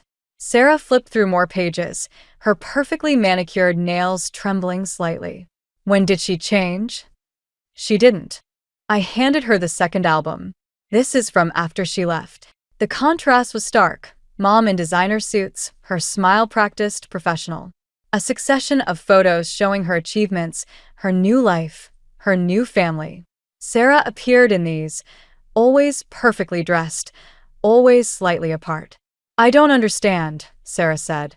"Why show me this?" "Because you're not the first person she's abandoned." I reached for Grandma's jewelry box, pulled out a folded letter. "Or the last one she'll try to control." The letter was dated 3 months ago. Mom's elegant handwriting detailed her plans for modernizing the house once she gained control. Plans that had nothing to do with preservation and everything to do with profit. Sarah's face paled as she read. The trust fund, she never intended to give it to me, did she? She needed you to create enough chaos that she'd have reason to intervene. The words tasted bitter. I'm just sorry I didn't see it sooner. A crash from downstairs made us both jump. Sarah's phone buzzed, Mom's name lighting up the screen. She stared at it, then deliberately pressed ignore. All this time, she said quietly, I thought if I just tried harder, proved myself. Her laugh was hollow. God, I'm such an idiot. You're not an idiot. You're her daughter. I closed the album gently. We both are. That's why she knows exactly how to play us against each other. Sarah stood abruptly, swaying slightly. I have to stop the party. We both know it's too late for that. Then what do we do? For the first time since she arrived, she looked her age. Young, scared, lost. I thought of Grandma Etta, of all her lessons about standing your ground, about choosing your battles wisely. We give her exactly what she wants. What? The chaos she's expecting. Just not quite the way she planned it. I pulled out my phone. But first, we need to make a few calls. Sarah's eyes widened as I dialed. Who are you calling? Iris. And then a lawyer I know. I met her gaze steadily. The question is, are you with me? Really with me? She looked down at the photos again, at the mother who had shaped us both through absence and manipulation. Then she straightened her shoulders, something of Grandma's steel showing through. What do you need me to do? First, we're going to document everything downstairs. Every bit of damage, every drunk guest. Then we're going to call the police on our terms. Mom will be furious. That's the point. I held out my hand, ready to disappoint our mother together. She took it, her grip firm despite her trembling. I think I've been ready my whole life. Downstairs, the party raged on, but up here in the attic, surrounded by the ghosts of our past, something new was taking shape. Something that felt less like revenge and more like revolution. Mom had taught us well how to be weapons against each other. Now it was time to show her we'd learned to be shields instead. The police lights painted the Victorian's facade in alternating red and blue, a twisted parody of Christmas. Drunk college students stumbled across Grandma's lawn while officers took statements. And there, emerging from her Mercedes like an avenging angel, stood our mother. What have you done? Her voice cut through the chaos, aimed directly at me. Not at Sarah, who stood beside me on the porch. Not at the officer documenting the damage. At me. Exactly what you wanted, I said, keeping my voice steady. Created enough chaos to justify your intervention. Her perfect composure slipped for just a moment. I don't know what you're talking about. The trust conditions? Sarah stepped forward. The plans to modernize the property? We found your letter, Mom. Mom's eyes narrowed, reassessing the battlefield. I see you've both been busy spinning stories. Officer, I'd like to press charges for the property damage. Against your own daughters? Iris appeared at my side, clutching a familiar-looking envelope. Stay out of this. Mom's smile turned sharp. This is a family matter. Exactly why I'm here. Iris handed the envelope to the officer. These are copies of letters showing premeditated intent to manipulate property ownership through manufactured incidents. I believe that's relevant to your investigation. Mom's mask cracked completely. You had no right to keep those letters. Etta had every right. Iris's voice was steel. She knew exactly what you'd try to do after she was gone. The officer flipped through the papers, frowning. Ma'am, you might want to contact your lawyer. Oh, I already have. Mom pulled out her phone. In fact, a new voice cut in. You might want to hear this first. A man in a suit approached, holding up his phone. A recording played, Mom's voice discussing her plans to use Sarah to force a property transfer. Who are you? Mom demanded. James Chun, Estate Law. Your daughters retained me this evening. He smiled thinly. Those trust conditions you were counting on? They work both ways. Attempting to manipulate property transfer through fraudulent means automatically terminates your oversight rights. The color drained from Mom's face. You can't prove. The party was their idea, wasn't it? Sarah's voice shook. You told me to cause problems. To push Lila until she snapped. You used me. I was trying to help you both. Mom's composure shattered completely. This house is wasting away, just like your grandmother's ridiculous ideals. I was giving you a chance at something better. Better? I looked at our home, at the damage that suddenly seemed so small compared to the wreckage of our family. You never understood what better meant to her. To us. Officer, Chin said quietly, I believe we have everything we need. Mom's lawyer arrived moments later, huddling with her in urgent whispers. The party guests were cleared out, statements taken, evidence documented. Through it all, Sarah and I stood our ground on the porch, watching our carefully laid traps spring shut. But as Mom's car pulled away, the victory felt hollow. The house stood wounded behind us, its rooms echoing with fresh scars. And despite everything, a part of me ached at the fury and betrayal in our mother's eyes. What happens now? Sarah asked, her voice small. I looked at the broken porch railing, the trampled flower beds, the empty wine bottles scattered across Grandma's lawn. So much damage, inside and out. Now we rebuild. All of it. Together? The question hung between us, fragile as spun glass. I thought of Grandma Etta, of all her lessons about forgiveness being harder than revenge, but ultimately more worthwhile. Together, I said and meant it. But first, we need to fix that railing before someone falls through it. Sarah picked up a broken spindle, managing a weak smile. Grandma would have hated seeing it like this. Then let's make it right. Because sometimes the lowest points show us exactly how to climb back up. A week after the party, Mom appeared on the doorstep, looking smaller somehow.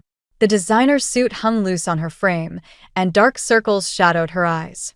Sarah opened the door before I could stop her. You have some nerve showing up here, Sarah said, but her voice wavered. Mom held up her hands in surrender. 5 minutes. That's all I'm asking. I stepped forward. Say what you came to say. She pulled an envelope from her bag, medical records, not legal documents. My stomach dropped as I scanned the contents. Stage 3 pancreatic cancer. Aggressive treatment plan. Poor prognosis. Now you understand, Mom said softly, why I pushed so hard to secure your futures. By destroying our present? My hands shook as I passed the papers to Sarah. By turning us against each other? I was trying to protect you both. Her composure cracked. This house, these memories, they won't feed you or build your future. I wanted to leave you with something concrete. Like you left me? The words escaped before I could stop them. Or like you controlled Sarah? Everything I did was for you girls. No. Sarah's voice cut through the tension. Everything you did was about control. Even this, she waved the medical records, is just another manipulation. Mom flinched. Sarah, please. When were you diagnosed? I asked. Her hesitation told me everything. 6 months ago. Before Grandma Etta died. The pieces clicked into place. You knew she was changing the trust conditions. I was trying to fix things before. Before you lost control, Sarah finished. God, Mom. Do you even hear yourself? Mom sank onto the porch swing, Grandma's swing, her carefully constructed facade crumbling. I don't know how to do this any other way. The admission hung in the air between us. I looked at Sarah, saw my own conflict reflected in her eyes. Then I noticed something else, Mom's hands, trembling slightly as they gripped her designer bag. The same way mine shook when I felt lost. We're not asking you to do anything, I said finally. We're telling you how it's going to be. Mom's head snapped up. If you want to be part of our lives, I continued, you do it our way. No manipulation. No control. Just honesty. And if I can't, then you'll face your illness alone. The words hurt to say, but they needed saying. Your choice. Some choice, she whispered. More than you ever gave us, Sarah said, but her tone had softened slightly. Mom stood, smoothing her suit with shaking hands. And if I agree, what then? I thought of Grandma Etta, of all her lessons about forgiveness and boundaries. about building bridges without letting yourself drown. Then you can come to dinner. Sunday nights. We'll start there. Just dinner? Just dinner, Sarah confirmed. No lawyers, no trust discussions, no renovation plans. Mom looked at the house behind us, really looked at it, maybe for the first time. At the repaired porch railing, the fresh paint, the careful blend of old and new that Sarah and I had created together. I'm not very good at just dinner, she admitted. We know. I held open the door. But you can learn, if you want to. She hesitated on the threshold, looking more human than I'd ever seen her. I don't deserve this chance. Probably not, Sarah said, taking her arm. But we're giving it anyway. Because that's what family does, the real kind, not the kind you try to force us to be. Mom stepped inside, and for a moment, I saw 3 generations of women reflected in Grandma's hallway mirror. The ones here, and the one watching over us. All of us broken in our own ways, but maybe, just maybe, ready to heal. 3 months later, I found the letter while Sarah and I cleaned out the attic. It was tucked inside Grandma Etta's old recipe box, beneath her famous apple pie instructions. The envelope simply read, "For when you need it most." Sarah paused in her sorting. Is that Grandma's handwriting? I nodded, carefully breaking the seal. The paper inside smelled of cinnamon and wisdom. My dearest Lila, it began. If you're reading this, you've already faced the storm I saw coming. Your mother never understood that a home isn't built with perfect walls or modern fixtures. It's built with the courage to keep your door open, even after others have tried to break it down. Sarah set down the box she was holding. She knew Mom would try something. She knew Mom, I corrected, continuing to read. And she knew us. The letter went on, not with accusations or warnings, but with a recipe, not for pie, but for healing. Each ingredient was a lesson, forgiveness measured in cups of patience, boundaries drawn with firm but loving hands, strength folded in like egg whites, carefully but completely. There's something else, Sarah said, reaching into the box. She pulled out 3 keys on an old brass ring. To the garden shed, I realized, where Grandma kept her most precious things. We found Mom in the kitchen, awkwardly attempting to roll out pie crust for our weekly dinner. Her hands shook less these days. The treatment was working, slowly but surely. Like us. We need to show you something, I said. The garden shed was exactly as Grandma had left it. Tools lined the walls, each with its own story. But it was the wooden chest in the corner that drew us in. Inside, we found photo albums, letters, and a deed, not to the house, but to a small piece of land by the lake. Your grandmother's favorite place, Mom whispered, touching the deed with trembling fingers. She used to take you there, Lila, before? Before you left, I finished. She wanted us to have it. All of us. But why? Sarah asked, flipping through photos of younger, happier versions of ourselves. The answer lay in Grandma's letter. Because sometimes healing needs neutral ground. A place without walls or memories, where you can build something new together. Mom's hand stilled on an old photograph, her as a child, laughing on the lake shore. I forgot about this place, about who I was there. Maybe that's why Grandma left it to us, I said. Not as a weapon or a bargaining chip, but as a chance. Sarah picked up one of Grandma's old gardening trowels. We could plant something there, together. The word hung in the air, fragile but hopeful, like seedlings breaking through soil. I'd like that, Mom said softly. Then, with more effort than any business deal had ever required. If you'll let me. I looked at Sarah, saw my own cautious hope reflected back. We start small, I said. Maybe wildflowers. Wildflowers, Mom repeated, as if tasting possibility. Your grandmother always said they were the strongest plants, growing wherever they chose, not where they were told. We locked up the shed together, each keeping a key. The recipe box came back to the kitchen, where Sarah's attempts at pie now joined mine in various stages of success and failure. Mom's designer suits gradually gained flour stains and dirt smudges from our weekend visits to the lake. And the house? It stood as it always had, its room slowly filling with new memories alongside the old. Not perfect, not completely healed, but standing strong, like us. Grandma would have liked that best of all. I stared at the cream-colored envelope that someone had slipped under my door. My stomach doing that weird flip it does when you know something's not quite right. No name, no return address, just my apartment number written in precise, angular handwriting. My name is Tessa, and until this moment, I'd been having what I thought was the best month of my life. My fitness blog had just hit 100,000 subscribers, my relationship with Nolan was getting serious, and I was finally going to meet his family this weekend. Well, officially meet them. But this letter changed everything. Inside was a single sheet of paper, the same precise handwriting. If you care about your future with Nolan, be careful around his mother. She's destroyed relationships before, and you're next on her list. Don't say you weren't warned. I read it 3 times, my hands shaking more with each pass. The paper felt expensive, the kind you'd find in a fancy stationery store. My phone buzzed, making me jump. Nolan's face lit up my screen. "Hey, beautiful, just checking in about Saturday," his warm voice filled my ear. "Mom's really excited to meet you properly." I swallowed hard, crumpling the letter in my free hand. "Yeah, about that. Please tell me you're not backing out," he said, that edge of anxiety creeping into his voice. "You know how important this is to me." I glanced at the crumpled warning in my hand. No, I'm still coming. Just nervous, I guess." "Don't be. They're going to love you." "Well, Drew already does. He won't shut up about your workout videos." I forced a laugh, but my mind was racing. Drew, Nolan's younger brother, was the only family member I'd met so far. He'd seemed genuine friendly. Could he have sent this? "Tess? You still there?" "Sorry, just thinking about what to wear," I lied.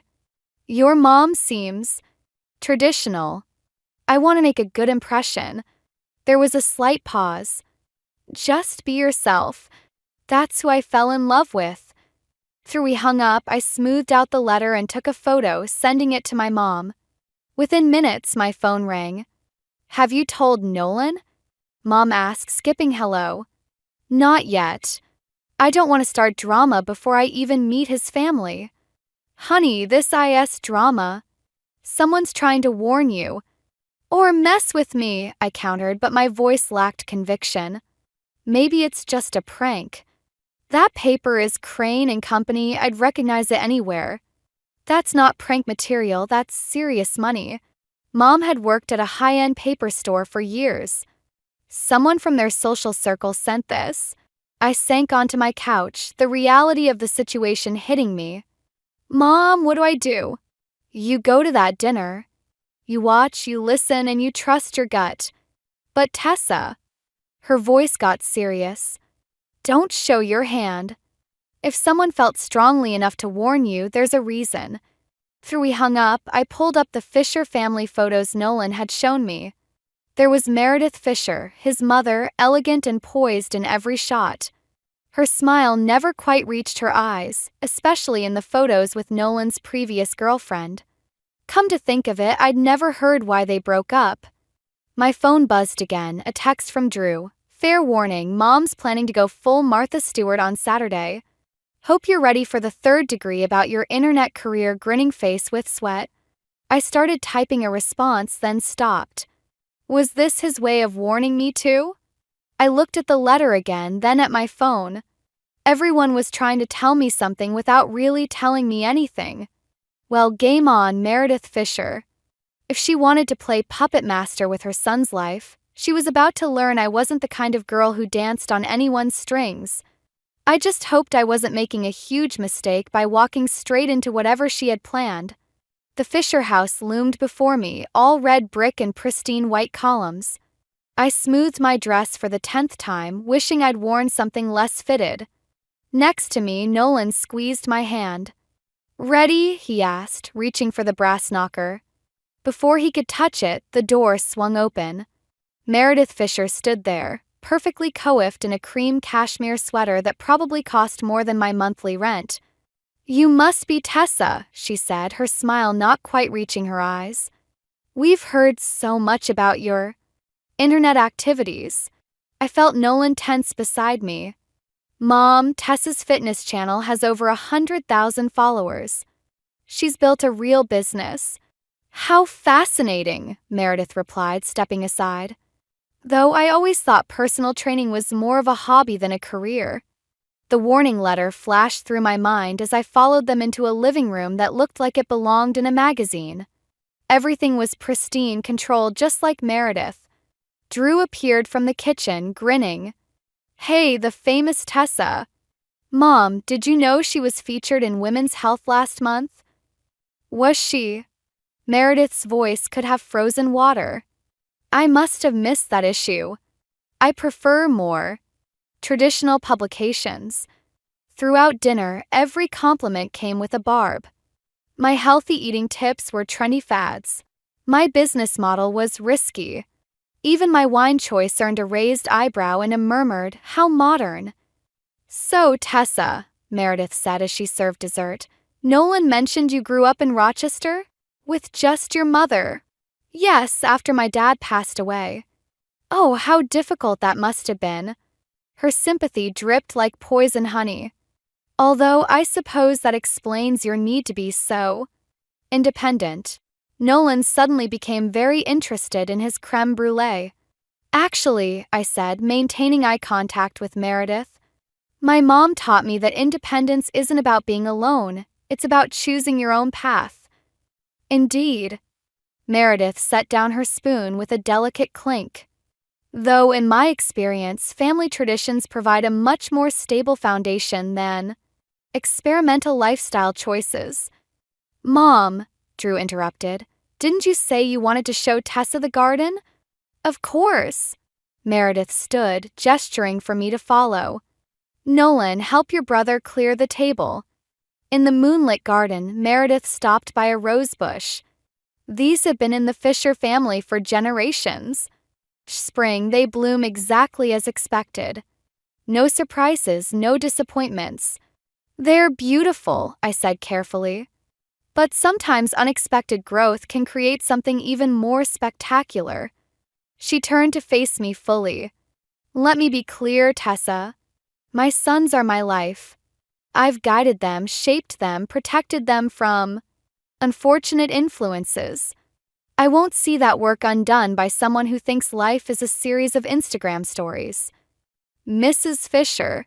Please, she cut me off with a razor smile. Call me Meredith. We're practically family. For now. Back inside, I found Nolan in the kitchen. Your mother just threatened me. What? No, she wouldn't. She basically said I'm not good enough for you and won't last. Nolan ran a hand through his hair. That's not what she meant. Mom's just traditional. Give her time. Traditional. I laughed incredulously. Nolan, she's actively trying to undermine our relationship. You're being sensitive. She's making an effort. Like hell she is. My voice rose before I could stop it. Everything okay in here? Drew appeared in the doorway, concern etched on his face. Fine, Nolan said quickly. Tessa's just tired. We should probably head out. In the car, the silence was deafening. Finally, I spoke. You're not going to stand up to her, are you? There's nothing to stand up to. You don't understand our family dynamic. You're right, I cut him off. I don't understand how you can let her treat people this way. But I'm starting to understand why your last girlfriend left. His hands tightened on the steering wheel. That was different. Was it? I stared out the window, the anonymous letter's warning echoing in my head. Or was she just smart enough to get out before your mother destroyed everything? Nolan didn't answer, and I realized with crushing clarity that I was on my own in this battle. But Meredith Fisher had no idea who she was dealing with. If she wanted war, I'd give her one hell of a fight. Comments started appearing on my blog 3 days after the dinner. First, they seemed random criticisms about my form, questioning my credentials. suggesting my advice was dangerous for impressionable young women.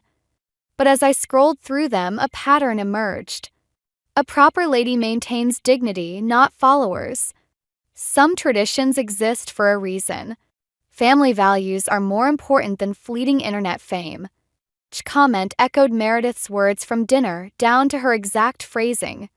I was checking the IP addresses when my phone buzzed, Drew calling. "Have you seen Mom's browser history?" he asked without preamble. "What?" I borrowed her laptop to check email. She forgot to clear her history. "Tessa, she's been watching every single one of your videos, reading every blog post. She's obsessed." My hands started shaking. The comments. Probably her. Listen, there's more. "Remember Caroline, Nolan's ex?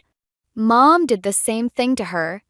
Started with small criticisms, then escalated to contacting Caroline's employers with concerns about her character. Caroline quit her job and moved to Seattle."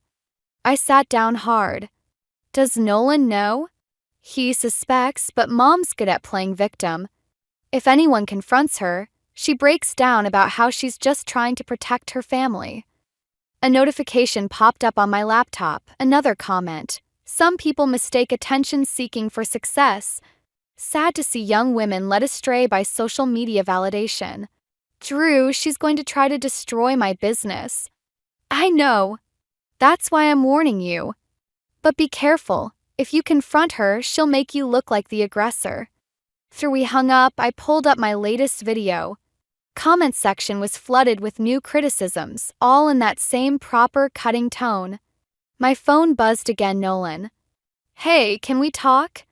Mom's upset about something you posted." I laughed incredulously.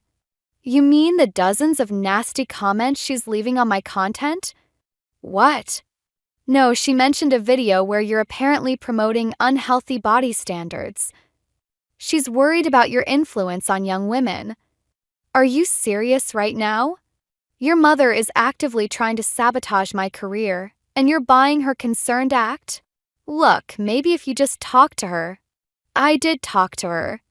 She threatened me in her garden, remember? The garden you refused to believe she threatened me in? Silence on his end. Then she's just protective.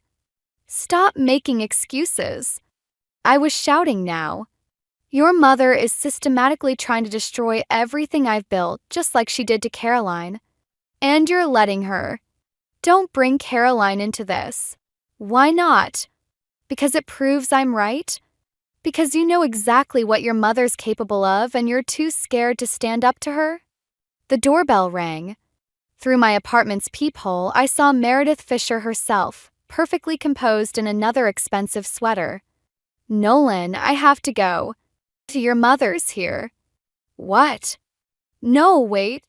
I hung up and opened the door. Meredith smiled that razor smile. "Tessa, dear, I thought we should have a chat about your recent content choices." "You mean the content you've been obsessively commenting on?" Her smile didn't waver. "I'm simply expressing concern about the message you're sending. As Nolan's mother, you're terrified of losing control. That's what this is really about, isn't it?" Something flickered in her eyes. Fear? Rage? "You don't understand our family." "No, I understand perfectly. You destroyed Caroline's career to keep control of Nolan. Now you're trying to do the same to me. But here's the difference." I stepped closer. "I'm not Caroline. And if you want a war, I'll give you one. Are you threatening me?" "No, Meredith. I'm promising you that if you don't back off, I'll expose exactly who you are. To Nolan, to your precious social circle, to everyone." Her composure cracked just for a second. "You wouldn't dare. Try me. Now get out of my apartment." After she left, my hands were shaking so bad I could barely text Drew. "Your mother just showed up." Things just got real. His response came quickly. "Check your email. There's something you need to see about Mom's past." I opened my laptop, my heart pounding. Whatever Drew had found, it was time to turn the tables on Meredith Fisher. I met Drew at a coffee shop across town, far from his mother's usual haunts. He looked exhausted, sliding a manila envelope across the table before I could even sit down. "I found these in Mom's study," he said quietly. In a locked drawer behind her desk. Inside were newspaper clippings, yellowed with age. The headlines jumped out. "Local woman missing after domestic dispute. Search continues for Margaret Fisher. Fisher family maintains silence on disappearance." Margaret Fisher? My hands trembled as I spread the clippings across the table. Our aunt. Mom's sister. Drew's voice dropped lower. The one nobody talks about. The articles painted a disturbing picture. 25 years ago, Margaret Fisher had vanished after a public argument with her family. Police investigated but found nothing. Case went cold. "There's more," Drew said, pulling out a stack of letters. "These are from Margaret to Mom, sent over the years. Mom kept them all but never responded." I scanned the letters. They were desperate pleas for reconciliation, each one more heartbreaking than the last. What happened between them? Drew glanced around the cafe before answering. Margaret fell in love with someone the family didn't approve of. A woman. Mom couldn't handle it. She threatened to expose Margaret to their social circle, their father's business partners. Back then, it would have ruined everything. So Margaret left?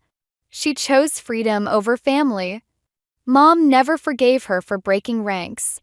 Drew's hands clenched around his coffee cup. That's when Mom started. Controlling everything.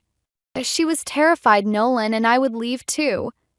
My phone buzzed, Nolan calling again. I declined it. Does he know about any of this? Drew shook his head. Mom told us Margaret died in an accident. I only found out the truth when I found these letters. That's why you've been helping me. The realization hit hard. You don't want history repeating itself. Mom's already destroyed one family. I won't let her destroy another. He pulled out one final letter, newer than the others. This came last week. Margaret's in Seattle now. She's been following your blog, saw you were dating Nolan. She wants to meet. My heart pounded. Does Meredith know? No, but... Drew's eyes widened, focusing on something behind me. Shit. I turned to see Meredith Fisher standing in the doorway of the cafe, her face white with fury. Our eyes met across the room. Drew, she said, her voice carrying clearly across the quiet space. What are you doing? Mom, are these my private papers? She approached our table, each step measured and precise. You broke into my study? You broke into my life, I shot back, standing to face her. Harassed me online, threatened my business. To protect my family. Her composure cracked. You have no idea what's at stake. I know about Margaret, I said quietly. Color drained from her face. You don't know anything. I know you drove your own sister away because you couldn't control her. Just like you did with Caroline. Just like you're trying to do with me. Mom, Drew stood too, Margaret's alive. She wants to talk. Enough. Meredith's hand slammed down on the letters. These are private family matters. Which makes them my business, Nolan's voice cut through the tension. We all turned to see him standing there, holding his phone. Drew called me before you arrived, Mom. I heard everything. The look on Meredith's face, shock, betrayal, fear, would have been satisfying if it wasn't so tragic. She grabbed for the letters, but I was faster, snatching them away. Your choice, Meredith, I said softly. We can all talk about this like adults, or these letters go public. Margaret's story, Caroline's story, everything. You wouldn't dare. Try me. I met her gaze steadily. But first, you need to tell Nolan the truth. All of it. Cafe had gone silent, other patrons pretending not to watch our family drama unfold. Meredith looked from me to her sons, her carefully constructed world crumbling around her. Finally, she sank into a chair, her shoulders sagging. "I was trying to protect you," she whispered. "No, Mom," Nolan said firmly. "You were trying to control us. And it stops now." The Seattle rain matched my mood as I waited outside the small cafe where Margaret Fisher had agreed to meet. After the confrontation with Meredith, everything felt raw, unfinished. Nolan hadn't spoken to his mother in days, and the silence was deafening. A woman approached, and I knew immediately it was Margaret. She had Meredith's elegant posture, but her eyes were kinder, less guarded. She wore a rainbow pin on her jacket, a small act of defiance that spoke volumes. "You must be Tessa," she said, extending her hand. "Thank you for meeting me."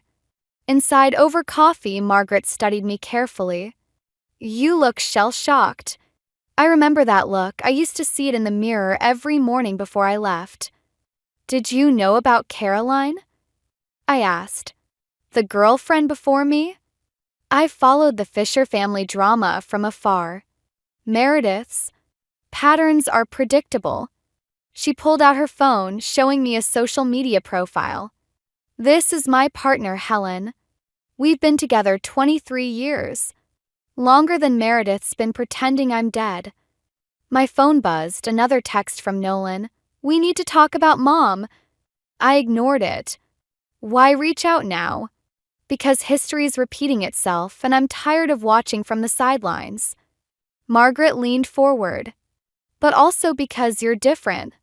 You're fighting back. Not very successfully.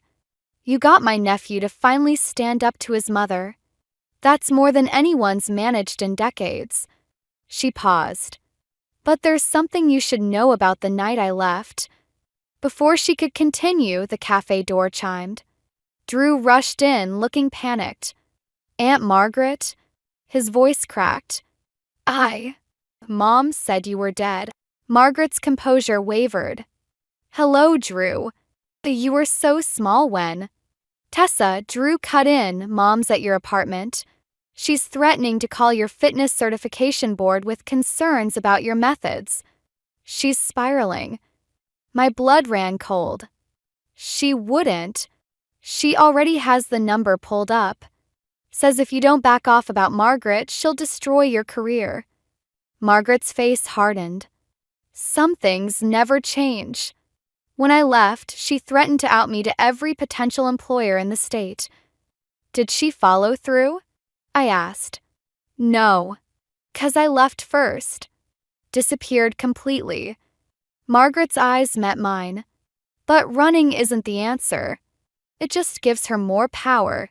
My phone buzzed again. "Nolan, Mom's losing it. Please call me." "I need to stop her," I said, standing. "Wait." Margaret grabbed my arm. "There's something else you need to know. The night I left, Meredith didn't just threaten me. She threatened herself. Said she'd rather die than see the family name ruined. I thought she was manipulating me, but what? I found her with pills. That's why I left so suddenly. I couldn't bear the guilt if so I disappeared instead. Let her tell everyone I was dead. It was easier than facing the truth, that my sister would rather die than accept me." Drew sank into a chair, face pale. "Mom tried to." "She's not evil, Drew. She's broken. Terrified of losing control because she never dealt with almost losing everything." Margaret's voice softened. "But enabling her fear isn't helping anyone." My phone lit up with a text from my mom. "Meredith Fisher just called me. Says she's concerned about your mental health." What's going on? Pieces clicked together. Meredith wasn't just attacking my career, she was trying to discredit me completely. Make any accusations I made sound like the ravings of an unstable person. "I have to go," I said, gathering my things. "But first, Margaret, would you be willing to come with me? To see Meredith? After all these years, to save her from herself, and maybe save this family in the process." Margaret stared at her coffee cup for a long moment. The last time I saw my sister, she was willing to die to maintain her perfect facade. What makes you think this time will be different? I pulled out the anonymous warning letter that had started everything. Because someone in this family cared enough to warn me. Someone wants this cycle to end. Drew's eyes widened with recognition. The letter? Mom wrote it herself, didn't she? Part of her wants to be stopped. Margaret stood, straightening her jacket. Well then, let's go stop her. Together. As we left the cafe, I realized we were either about to heal this family or tear it apart completely. Either way, there was no turning back now. We found Meredith in my apartment, sitting primly on my couch like she owned it. The certification board's number glowed on her phone screen, her finger hovering over the call button. When she saw Margaret, she dropped the phone like it had burned her. "No," she whispered. "This isn't. You can't be here." Margaret stepped forward. "Hello, Mir." "Don't call me that. You lost that right when you abandoned this family." "Like you abandoned me?" Margaret's voice cracked. "When you chose your reputation over your own sister?" Meredith's hands started shaking. "I was protecting us." "You were protecting yourself," I cut in. "Just like you're doing now. But look around, Meredith. Your perfect family? It's falling apart because of you, not me." "You don't understand," she said, standing. "None of you understand what I've sacrificed." "We found the letter," Drew said quietly. "The warning letter about yourself. You wanted someone to stop you, didn't you, Mom?" Color drained from Meredith's face. "I never." "I didn't." "Yes, you did." Margaret moved closer. "Just like that night with the pills.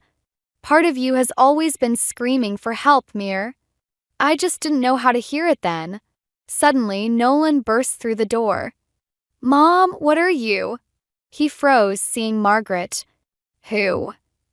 "Your aunt," I said softly. "The one your mother erased." Meredith lunged for her phone. "This ends now. I'm calling the board. I'm calling everyone. I'll tell them all what kind of person you really are, Tessa. How you turned my family against me." "Mom, stop." Nolan grabbed for the phone, but Meredith jerked away. "In the struggle," she stumbled, catching herself on my desk. Papers scattered, and something fell, the framed photo of my father and me taken just before he died. The glass shattered. Everything stopped. I stared at the broken frame, at my father's smiling face behind spider-webbed cracks. "You know what's funny?" My voice sounded distant, even to myself. "I actually understood you, Meredith. Losing my dad made me understand why someone might be terrified of losing their family. Why they'd do anything to hold on." "Tessa," Nolan started. "But this," I gestured at the chaos around us. "This isn't protecting family. It's destroying it. And I'm done." "What do you mean, done?" Nolan asked, fear creeping into his voice. "I mean I'm done fighting. Done trying to prove myself worthy of your family." I picked up the broken frame. "My father taught me that love shouldn't hurt like this. It shouldn't leave you broken. You're leaving." Meredith's voice held a note of triumph. "Just like Margaret. Running away when things get hard." "No, Meredith. I'm not running. I'm choosing peace. And if that means walking away from someone I love because his mother would rather destroy me than accept me." I looked at Nolan. "Then that's what I have to do." "Tessa, please." Nolan reached for me, but I stepped back. "When your mother threatened your aunt's happiness, you lost a sister," I said to Meredith. "When she threatened Caroline's career, you lost your son's trust. Now you're about to lose him completely. Is your control worth that much?" Meredith sank onto the couch, her carefully constructed walls crumbling. "I just wanted to keep your family close," Margaret finished. "Look how well that worked." I grabbed my keys and jacket. "I'll be at my mom's. You all figure out what kind of family you want to be." But I won't be your casualty in the process. Where are you going? Drew asked. To pick up the pieces of my life before your mother can destroy them completely. I paused at the door. You know what's ironic? That warning letter? It wasn't just a cry for help, Meredith. It was your last chance to choose love over fear. And you failed. Again. As I walked out, I heard Meredith start to cry deep, broken sobs that spoke of decades of pain. Part of me wanted to turn back to help heal this broken family. But sometimes I realized walking away isn't giving up. Sometimes it's the only way to force people to face their own demons. I just hoped Nolan would understand someday why I had to go. 3 days after I walked out, Drew called. Mom's in the hospital. She took pills. The world tilted sideways. History repeating itself, just like Margaret had warned. I found myself running down sterile hospital corridors, the antiseptic smell burning my nose. Nolan stood outside the room, looking lost. She left this for you, he said, holding out an envelope. Inside was a yellowed letter dated 25 years ago. My dearest Meredith, it began. By the time you read this, I'll be gone. The shame of your father's gambling debts, the loss of our social standing. I can't bear it. Protect our family name. Never let anyone tear apart what remains of our legacy. Love, Mother. She found this after her mother's suicide, Nolan said quietly. The day before Margaret told her about Helen. Pieces clicked together, Meredith's obsession with control, her fear of scandal, her desperate need to maintain appearances. She'd been trying to prevent another family tragedy, but had nearly caused one instead. Margaret appeared from the room, eyes red. She's asking for you, Tessa. Me. Says she needs to show you something. Inside, Meredith looked small against the white sheets. On her lap lay a familiar cream-colored envelope, the warning letter I'd received months ago. I wrote it, she whispered. The morning after Nolan told me he was bringing you to dinner. I saw myself in you. Your independence, your strength. Everything I gave up to become what my mother wanted. Why warn me, then try to destroy me? Because you terrified me. Her hands trembled. You were everything I could have been if I'd been brave enough. Like Margaret was brave. I thought if I could break you, prove you were weak, you'd prove you made the right choice all those years ago? She nodded, tears falling. But watching you fight for your place in this family, watching you refuse to break, you showed me what real strength looks like. Not control.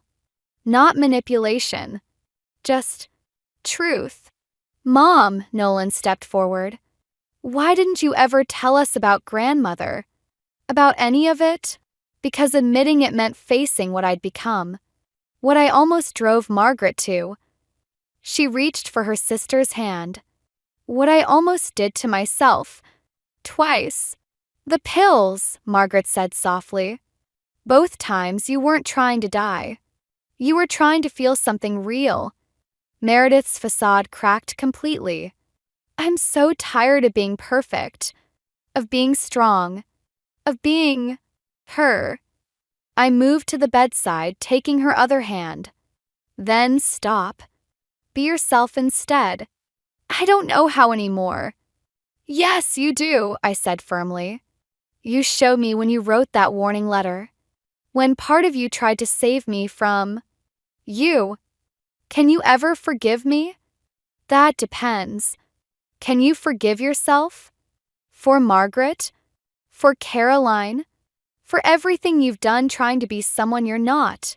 She looked at her sister, then her sons. I want to try. I want to be real again. Then let's start with the truth, I said, pulling out my phone. All those nasty comments on my blog? You're going to apologize. Publicly.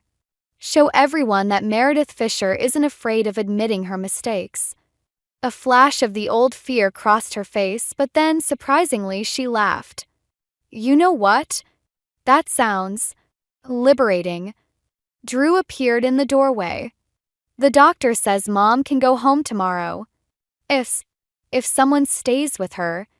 I will, Margaret said. We have 25 years to catch up on. Meredith squeezed my hand. I tried to break you because I was already broken. But you helped put this family back together instead. We're not fully fixed yet, I said, looking at Nolan. But maybe now we can try. For real this time. As I left the hospital that night, I realized sometimes the greatest act of revenge isn't destroying your enemy, it's helping them become who they were always meant to be. 6 months later, I stood in the Fisher garden, watching Margaret and Helen help Meredith plant new roses. Different varieties this time, wild, unpredictable blooms that would transform the precise rose into something more natural, more real. Still can't believe Mom's hosting Pride Brunch next month, Drew said, joining me. Helen's already planned the menu. People can surprise you. I smiled, remembering Meredith's public apology video on my blog. It had gone viral, sparking conversations about family acceptance and mental health that reached far beyond our little drama. Nolan appeared from the house, carrying the restored photo of my father. The frame was different now, less perfect, more interesting. Like us. Mom found this in the attic, he said, handing me a small box. Inside was a pressed rose and another letter, dated the day after I'd left the hospital. Dear Tessa, it read. I spent my life trying to be the perfect mother, following a script written by my own mother's fears. You showed me that real love doesn't follow a script. It adapts, grows, sometimes blooms in unexpected places. Thank you for helping me find my voice again. Love, Meredith. She wrote it that night, Nolan explained, but was too scared to send it. And now she's learning that scary things can be beautiful too. He took my hand. Like us. We'd taken things slow after the hospital, rebuilding trust one conversation at a time. It hadn't been easy, real things rarely are. But watching Meredith laugh as Helen taught her to deadhead roses, seeing the genuine joy in her face, made everything worth it. Caroline called last week, Drew mentioned casually. After she saw Mom's video. They talked for hours. Really? Mom apologized. Actually apologized, not just that passive-aggressive sorry not sorry thing she used to do. He grinned. Caroline's coming to Pride Brunch too. Meredith approached, dirt on her designer gardening gloves, looking more alive than I'd ever seen her. Tessa, dear, would you help me with something? In her study, she opened the drawer that had once held Margaret's letters. Now it held something else, a stack of cards and letters from people who'd seen her video, sharing their own stories of family reconciliation. I answer each one, she said softly. It helps somehow. Knowing our mess of a family might help others find their way back to each other. It's not a mess anymore, I said. It's just real. Because of you. You could have destroyed me, exposed me. Instead, she touched the letters gently. You helped me destroy the person I was pretending to be. Best revenge ever, I teased. She laughed, a real laugh, not the polite society chuckle she'd once perfected. Indeed. Though I do miss my perfectly ordered rose garden sometimes. No, you don't. No, she agreed, smiling. I don't. Outside, Margaret and Helen were teaching Nolan some complicated dance steps on the lawn, while Drew recorded it all, probably for his new family history project. Not the sanitized version Meredith had once maintained, but the messy, beautiful truth. My phone buzzed, a comment notification on my latest blog post about family healing. From Caroline, thank you for breaking the cycle. Some traditions deserve to die so new ones can bloom. I looked at Meredith, who was watching her family with tears in her eyes. Ready to go make fools of ourselves dancing? God, yes, she said, linking her arm through mine. It's about time I learned some new steps. As we joined the others on the lawn, I realized that sometimes the happy ending isn't about winning or losing, about revenge or forgiveness. Sometimes it's just about finding the courage to plant different roses and see what grows. And in the Fisher Garden, everything was blooming wild and beautiful, just like us. I never thought a single letter could change everything. But there it was, yellowed and brittle, tucked between pages 143 and 144 of Great Expectations, a book I'd shelved hundreds of times at Monroe Public Library without noticing anything unusual. My name is Sadie, and until that Tuesday afternoon, my life was as quiet as the library where I worked. The letter trembled in my hands as I unfolded it, the paper so delicate I feared it might crumble. My dearest Elizabeth, it began in elegant cursive. What we've done cannot be undone, but the Langstons must never know the truth. The money is yours. Use it wisely and keep our secret safe. Forever yours, HL. The date at the bottom read April 15, 1992, exactly 1 month before I was born. I might have dismissed it as just another forgotten bookmark if I hadn't heard that name, Langston, whispered among the library trustees just yesterday. They'd mentioned a substantial donation coming our way from the Langston family. Excuse me, is someone available to help? The voice startled me. I quickly tucked the letter into my cardigan pocket and turned around. A man stood at the reference desk, impeccably dressed in a charcoal suit that probably cost more than my monthly salary. His presence commanded attention, but it was his eyes that caught me off guard, sharp and calculating, despite his warm smile. Of course, I said, straightening my glasses. How can I help? Preston Langston. He introduced himself, extending his hand. I'm looking for any records you might have about local property ownership from the early 1990s. My heart skipped. The letter in my pocket suddenly felt like it was burning through the wool of my cardigan. The 1990s. I managed to keep my voice steady. That's quite specific. Family research, he said, leaning slightly on the desk. My father's particularly interested in a property that belonged to someone named Elizabeth Monroe. I froze. Elizabeth Monroe was my grandmother's name. Monroe? I echoed, trying to sound casual. That's actually my last name. His smile widened, but something flickered in his eyes. Is that right? What a fascinating coincidence. The way he said coincidence made me wonder if it was anything but. The property records are in the basement archives, I said. I can help you look them up, but it might take some time. Time is something I have plenty of, Preston replied, checking his expensive watch, especially for matters of family history. As I led him toward the archive stairs, I could feel his eyes on my back. The letter felt heavier with each step. My grandmother had passed away 5 years ago, taking whatever secrets she had to her grave. Or so I'd thought. After you. Preston gestured at the door, still smiling that perfect smile that didn't quite reach his eyes. The basement archives were my sanctuary, a place where I spent countless hours organizing and cataloging. But today, descending those familiar stairs with Preston Langston behind me, it felt more like walking into a trap. You know, he said casually as we reached the bottom, my mother always says there's no such thing as coincidence. Everything happens for a reason. I thought about the letter in my pocket, about my grandmother Elizabeth, and about the Langston name that suddenly seemed to be everywhere. And what do you believe, Mr. Langston? He paused, studying me with those calculating eyes. I believe some secrets refuse to stay buried, Miss Monroe. Don't you?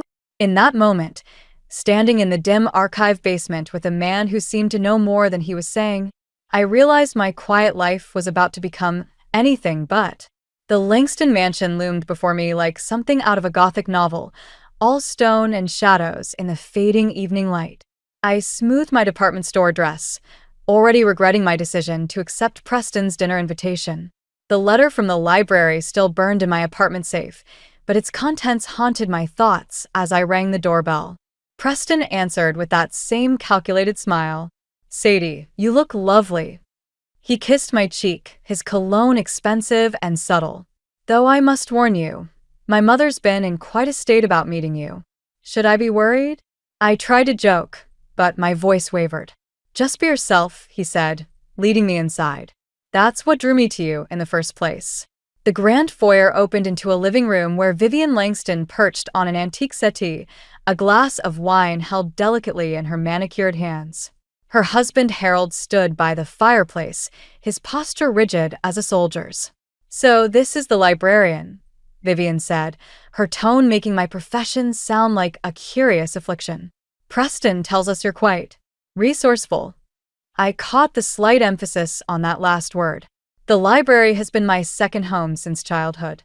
My grandmother used to say." "Monroe, did you say your name was?" Harold interrupted, turning from the fireplace. "Any relation to Elizabeth Monroe?" My heart stuttered. She was my grandmother. Was. Vivian's eyebrows arched. "Such a shame. When did she pass?" 5 years ago." I accepted the wine Preston offered, grateful for something to do with my hands. "Did you know her?" "This town has quite a long memory, dear," Vivian replied. "Old families tend to cross paths." The butler announced dinner before I could press further. As we moved to the dining room, I noticed Preston's hand at the small of my back, gentle but possessive. The meal was elaborate, 5 courses of food I could barely pronounce. Between bites of something involving truffle oil, Vivian steered the conversation toward Preston's recent business successes. "The Monroe Street development is finally moving forward," she announced, watching me over the rim of her wine glass. "That old neighborhood needed updating, don't you think?" I nearly choked on my wine. "Monroe Street? That's where my grandmother's house is." "Was dear," Harold corrected. "The property's been acquired for redevelopment. Surely you knew." No. I set down my fork. "The house is still in my grandmother's name. I have the deed." An uncomfortable silence fell over the table. Preston's hand found my knee under the tablecloth, squeezing gently. Warning or reassurance? I couldn't tell. "Legal oversights can be so tedious," Vivian sighed. "Preston, darling, perhaps you could help Sadie understand the situation better?" "Mother." Preston's voice carried an edge I hadn't heard before. "This isn't the time." "When is the time, son?" Harold's question cracked like a whip. "Some matters require decisive action." I pushed my chair back, the screech of wood on marble startling everyone. "Excuse me, I need some air." I found myself in a hallway lined with family portraits. Generations of Langstons stared down at me with familiar calculating eyes. The last photo showed a younger Harold with a woman who wasn't Vivian. The date caught my eye, 1992. "They're quite something, aren't they?" Preston's voice made me jump. "The family portraits. Mother insists on updating them yearly. Why didn't you tell me about my grandmother's house?" He stepped closer, his presence both comforting and threatening. "Business is complicated, Sadie. Sometimes things get messy before they get better." "Better for whom?" Before he could answer, Vivian's voice floated down the hallway. "Preston, dear, your father needs you in his study." He touched my cheek, his fingers warm against my skin. "We'll figure this out. Trust me." As I watched him walk away, I remembered the letter in my safe and my grandmother's words from long ago. "The Langstons take what they want. Sweet girl. They always have." I pulled out my phone and typed a quick message to my old friend Fiona. "I need your help. Something's not right with the Langstons." The reply came instantly. "About time you noticed. Come over tomorrow. There's something you need to see." Fiona's apartment felt like stepping into another world after 3 months of being immersed in Preston's. No crystal chandeliers or Persian rugs here, just mismatched furniture and walls covered in protest posters. She handed me a coffee mug that read, "Well-behaved women rarely make history." "You're not going to believe what I found," she said, pulling out a worn leather journal. "Remember that internship I did at the Historical Society? This was in their restricted archives." The journal belonged to someone named Margaret Langston, Preston's aunt. The same aunt who'd mysteriously vanished in 1992, according to town gossip. "Read the last entry," Fiona urged. My hands shook as I opened to the marked page. Vivian's gotten exactly what she wanted. Harold's choosing her over family loyalty. I can't stay silent about what they did to Elizabeth, but they've made it clear what happens to people who cross them. "I'm leaving tonight. If anything happens to me..." The entry ended there. "Elizabeth," I whispered. "My grandmother?" Before Fiona could respond, my phone buzzed. Preston's name lit up the screen, along with a photo of the massive diamond ring he'd given me last week. The engagement still felt surreal. "Aren't you going to answer it?" Fiona asked. I let it go to voicemail. What happened to Margaret Langston? That's the thing, nobody knows. The police ruled it a voluntary disappearance, but Fiona hesitated. The Historical Society has records of large payments made to the investigating officer's family that same year. My phone buzzed again. This time it was Vivian. "Darling, we simply must discuss the engagement party. The governor's already RSVP'd." "You need to be careful," Fiona warned. "The Langstons don't just build properties. They build narratives. They bury inconvenient truths under layers of money and influence. Like they tried to bury whatever happened with my grandmother." The pieces were starting to fit together. The letter, the house, Margaret's journal. A knock at the door made us both jump. Through the peephole, I saw Preston in his perfectly tailored suit, looking concerned. "Sadie, I know you're in there. Mother's worried sick." I opened the door, but blocked his entry. "Did you know about your Aunt Margaret's journal?" His face went pale. Did you know what your parents did to my grandmother?" "It's complicated," he said, reaching for my hand. "Family matters always are. But we can make this right. Together." "Like you're making right what happened to my grandmother's house?" "That development project will benefit the whole community," he insisted. "Sometimes progress requires sacrifice." "Whose sacrifice, Preston? Margaret's? My grandmother's? Mine?" His expression hardened. "Don't throw away everything we could have together over ancient history." "Ancient history?" I pulled out my grandmother's letter from my purse. "This history isn't as ancient as you think." Recognition flashed in his eyes. "Where did you get that? Does it matter? What matters is what's in it. What your father did. What your mother covered up." Preston stepped closer, his voice dropping. "Sadie, please. We can work this out. I love you." Do you? Or do you love the story you've created about us, the charitable heir and the grateful librarian? "You're upset. Let me take you home." "I am home," I said, stepping back into Fiona's apartment, "with people who tell me the truth." "Don't do this," he warned. "Mother won't." "Won't what?" "Arrange another convenient disappearance." The words hung between us like a drawn weapon. Preston's face showed real fear for the first time. "You don't understand what you're dealing with," he said quietly. "No, but I'm starting to." I slipped off the engagement ring and pressed it into his hand. "Tell your mother I'll be keeping my grandmother's house. And if anything happens to me or Fiona, Margaret's journal goes public." As I closed the door on Preston's stunned face, Fiona whispered, "Holy shit." My hands were shaking, but my voice was steady. "We need to make copies of that journal. Lots of copies." The truth about the Langstons was finally coming to light, and I had a feeling this was just the beginning. The migraine hit me like a freight train 3 days after I returned Margaret's journal to Fiona for safekeeping. My vision blurred, and the library's fluorescent lights became daggers. I barely made it to the bathroom before throwing up. "You look like death warmed over," my coworker said when I emerged. "There's someone waiting for you at the reference desk." Harold Langston stood there, examining our rare books display with calculated interest. My stomach lurched again, but not from the migraine. "Miss Monroe," he said, not looking up, "I believe we need to discuss some property matters."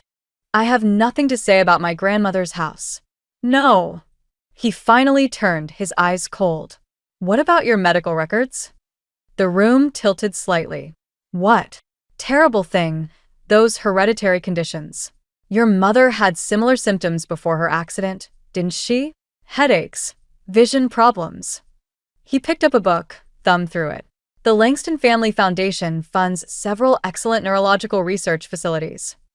The threat was clear as crystal. "Is that what happened to Margaret?" My voice shook. "Did she have symptoms too?" His expression didn't change, but his knuckles whitened around the book. "My sister made unfortunate choices. Don't follow her path." My phone buzzed. "Fiona. 911. Storage unit broken into. Journal's gone." The room spun faster. I grabbed the desk to steady myself. "Ah," Harold said, watching my reaction. Bad news travels fast. Perhaps we should continue this discussion somewhere private? Actually, a new voice cut in. She's coming with me. Marissa Green, director of the women's shelter where Fiona volunteered, stood in the doorway. I'd never been so glad to see anyone in my life. This is a private matter, Harold said smoothly. Nothing's private in a public library, Marissa countered. Sadie, grab your things. You're taking sick leave. Harold's mask slipped for just a moment. Miss Monroe works for the library board. The Langston family. The library board reports to the city council, Marissa interrupted, where, coincidentally, I just filed some very interesting historical documents. Insurance, you might say. I didn't miss Harold's flinch. My hands trembled as I gathered my purse. The migraine pulsed behind my eyes, but I forced myself to stand straight. Your father's journal, I said quietly. Margaret wasn't the only one who kept records, was she? The color drained from Harold's face. Marissa's hand found my elbow, steering me toward the door. The shelter has excellent security cameras, she said over her shoulder, and backup generators, just in case of power outages. In Marissa's car, I finally let myself shake apart. They took the journal. They'll destroy it. They took a journal, Marissa corrected, handing me a bottle of water and some pills. Not the copies Fiona and I distributed to very specific people last week. I stared at her. You knew this would happen? Honey, I've been watching the Langstons destroy lives for 20 years. Your grandmother was one of our first shelter residents, back when we opened. The pills stuck in my throat. What? She stayed 3 months. Then suddenly she had money, a house. Marissa's grip tightened on the steering wheel, and a promise to keep quiet about Harold's first wife. My phone buzzed again. Preston, please let me help you. Not everything is what it seems. Another message followed. Check your grandmother's house. Back garden, under the rose trellis.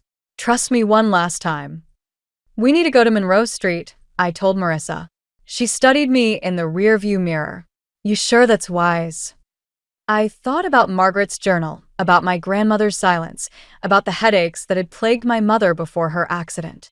No, I admitted, but I'm done being afraid. Marissa nodded, turning the car toward my grandmother's house. Sometimes the only way past fear is through it. My phone buzzed one final time. Vivian, you're playing a dangerous game, dear. Remember, some secrets are better left buried. Like Margaret? Like my mother? Like my grandmother's truth, waiting under the roses? I turned off my phone. Whatever we found in that garden would change everything. I just hoped I was strong enough to face it. The metal box we unearthed from my grandmother's rose garden was small enough to fit in my hands, but heavy with secrets. My fingers trembled as I brushed away decades of dirt, revealing a familiar name etched into the lid. Margaret Langston. We should open it somewhere safe, Marissa warned, scanning the overgrown yard. A car door slammed nearby. Preston emerged from the shadows, his usual polish replaced by desperate dishevelment. Wait, he called out. There's something you need to know first. Marissa stepped between us. That's close enough. It's about Margaret, Preston said, stopping short. And your mother's accident. The box grew heavier in my hands.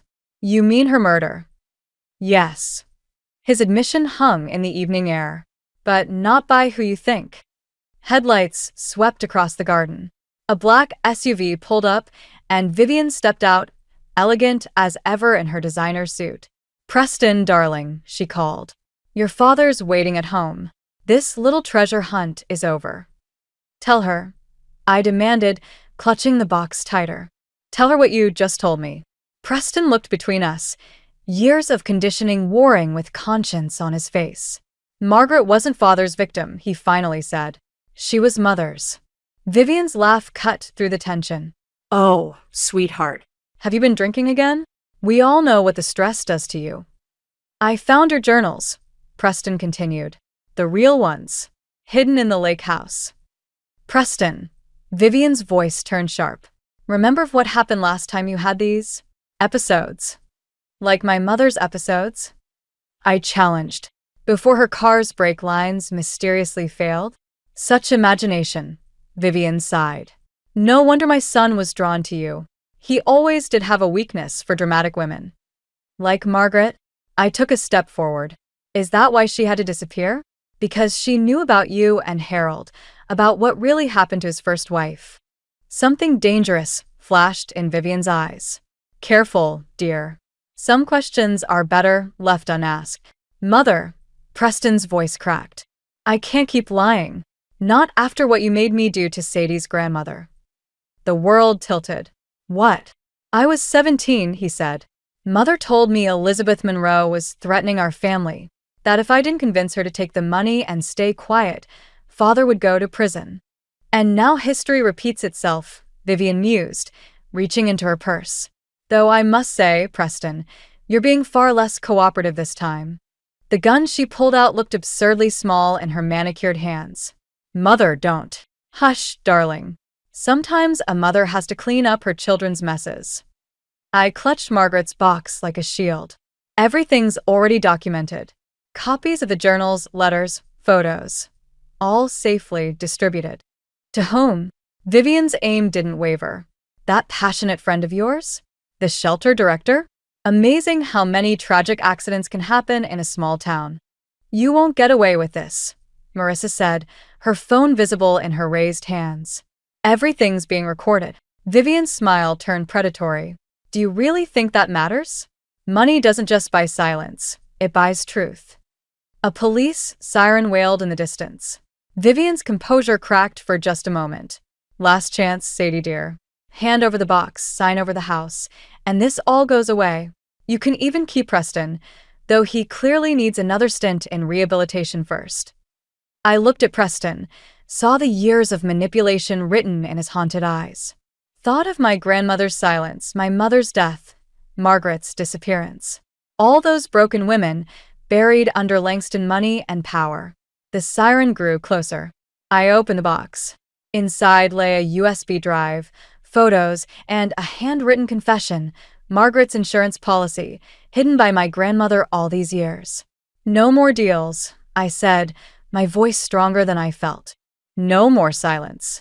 Vivian's finger tightened on the trigger. Such a shame. You really would have made a lovely daughter-in-law. The garden exploded in red and blue lights as police cars surrounded the house. Some secrets refuse to stay buried. And some roses bloom best in blood-soaked soil. The interrogation room felt colder than it should in August. Detective Mills slid crime scene photos across the table. Vivian sprawled in my grandmother's rose garden, red blooming across her designer blouse. The gun that had been in her hands now sat in an evidence bag, my fingerprints all over it. Just tell me again what happened after the struggle, Mills said, his pen hovering over his notepad. My court-appointed lawyer touched my arm. My client has already explained. That Vivian Langston shot herself? Mills interrupted. Convenient story, considering your history with the family. Through the two-way mirror, I sensed others watching. Probably Harold, his army of lawyers already spinning this into another tragic accident. Like my mother's. Like Margaret's. The recording, I started. Corrupted, Mills cut in. And Miss Green's phone mysteriously malfunctioned. Technology, right? Of course it did. Langston money could buy anything, even digital silence. The door opened. Preston walked in, looking expensive and exhausted. My heart twisted despite everything. I need to speak with Miss Monroe, he said. Alone. Mills hesitated. Mr. Langston, given the circumstances. My father's lawyers are handling the paperwork now. Preston's voice carried that familiar weight of inherited authority. 5 minutes. Everyone filed out. Preston sat across from me, close enough to touch, far enough to hurt. They're dropping the charges, he said quietly. Just like that. Father's calling it a tragic accident. Mother's history of mental instability, the stress of recent events. He rubbed his face. The family name must be protected, after all. And Margaret's evidence? The USB drive. Missing from the scene. Along with the box. Of course. I laughed, the sound brittle even to my ears. Your father works fast, Sadie. Preston reached for my hand. I pulled away. You can still walk away from this. The family's offering. More money? More silence. The words tasted like ashes. Like what you offer my grandmother? He flinched. I was 17. Scared. Mother said. You're not 17 anymore, Preston. The silence stretched between us, heavy with unspoken truths. I found something else in the lake house, he finally said. About your father. My chest tightened. What about him? He didn't abandon you and your mother. He was going to expose everything. Mother's schemes, father's corruption. The night before he disappeared, he left evidence with his lawyer. Preston's voice dropped. The same lawyer who died in a house fire a week later. The room spun slightly. Why tell me this now? Because I'm done being their puppet. He slid a key across the table. Safety deposit box. First National. Everything you need is there. Margaret's original evidence, your father's documents, recordings of mother. He stood. I'm testifying against them, Sadie. All of it. They'll destroy you. They already have. His smile was sad. But maybe we can stop them from destroying anyone else. The door opened. Mills returned with Harold and 3 suits that screamed, expensive lawyer. Time to go, son, Harold said. The papers are ready. Preston straightened, that familiar mask sliding back into place. But his eyes met mine one last time, and I saw something I'd never seen before, freedom. Miss Monroe. One lawyer stepped forward. Your release papers. The family hopes you'll sign this non-disclosure agreement as well. I looked at the documents, then at Harold's carefully neutral expression. Thought about my father, my mother, my grandmother. About Margaret. About all the women whose stories ended in convenient accidents and comfortable silence. Actually, I said, I think I'll call a press conference instead. Harold's mask cracked. That would be unwise. Probably, I agreed. But I'm done being wise. I'm done being quiet. You have no evidence, he reminded me. No witnesses. No. She has me, Preston interrupted. And I have everything. The temperature in the room dropped 10 degrees. Harold's face hardened into something terrible. Then I hope you're both ready for war. I thought about the key in my pocket, about Marissa and Fiona waiting outside, about all the buried truths finally clawing their way to light. You know what, Mr. Langston? I stood, feeling stronger than I had in weeks. I think we are. The press conference was set for noon, but Harold Langston arrived at my grandmother's house at dawn. He stood on the porch like an undertaker, flanked by 2 men whose suits couldn't quite hide their shoulder holsters. We found Margaret, he said when I opened the door. My heart stopped. Where? The lake house. All these years, right under our noses. His laugh held no humor. Vivian was always theatrical that way. Preston's car pulled up behind Harold's. He looked like he hadn't slept in days. Father, don't. Quiet. Harold's command cracked like a whip. You've done enough damage. Show me, I said. The lake house sat like a forgotten memory on the water's edge. Police tape fluttered in the morning breeze. Detective Mills stood waiting, his face grim. Found her in the basement, Mills said. Behind a false wall. Along with this. He handed me a water-damaged journal. Margaret's handwriting filled the pages, along with photographs. My father appeared in several, standing next to a younger Harold. They looked like friends. Your father was my partner once, Harold said quietly, before he grew a conscience. And Margaret? Knew too much. Like your father. Like your mother. He sighed. Like you. Preston moved closer to me. Father, please. You were supposed to handle this, son. Like before. Instead. Harold gestured at the scene. Now everything's exposed. Our legacy destroyed. Your legacy, Preston corrected, built on buried bodies and broken lives. Harold's mask finally cracked. Everything I did for you, to give you the power, the respect. The nightmares? Preston's voice shook. The guilt? Knowing what we did to Sadie's family? What I did, I said suddenly, understanding hitting like lightning. You never sent those threatening letters to my grandmother. Preston did. Preston flinched. I was 17. Mother said if I didn't convince her to take the money, Father would go to prison. The family would lose everything. And now, Harold's hand moved toward his jacket. What's your excuse now? The truth, Preston said. Finally. The gun appeared in Harold's hand, but Mills was faster. In seconds, Harold was face down, cuffs replacing his Italian leather watch. Harold Langston, Mills recited, you're under arrest for the murders of Margaret Langston, James Monroe, and Catherine Monroe. As they led Harold away, he called back, you'll never prove anything. Money talks louder than truth. Not anymore. I held up Margaret's journal. The dead have started talking back. Later, sitting on the lake house dock with Preston, I watched the sun paint the water gold. I found something else, he said, pulling out an envelope. In Margaret's things. It's addressed to you.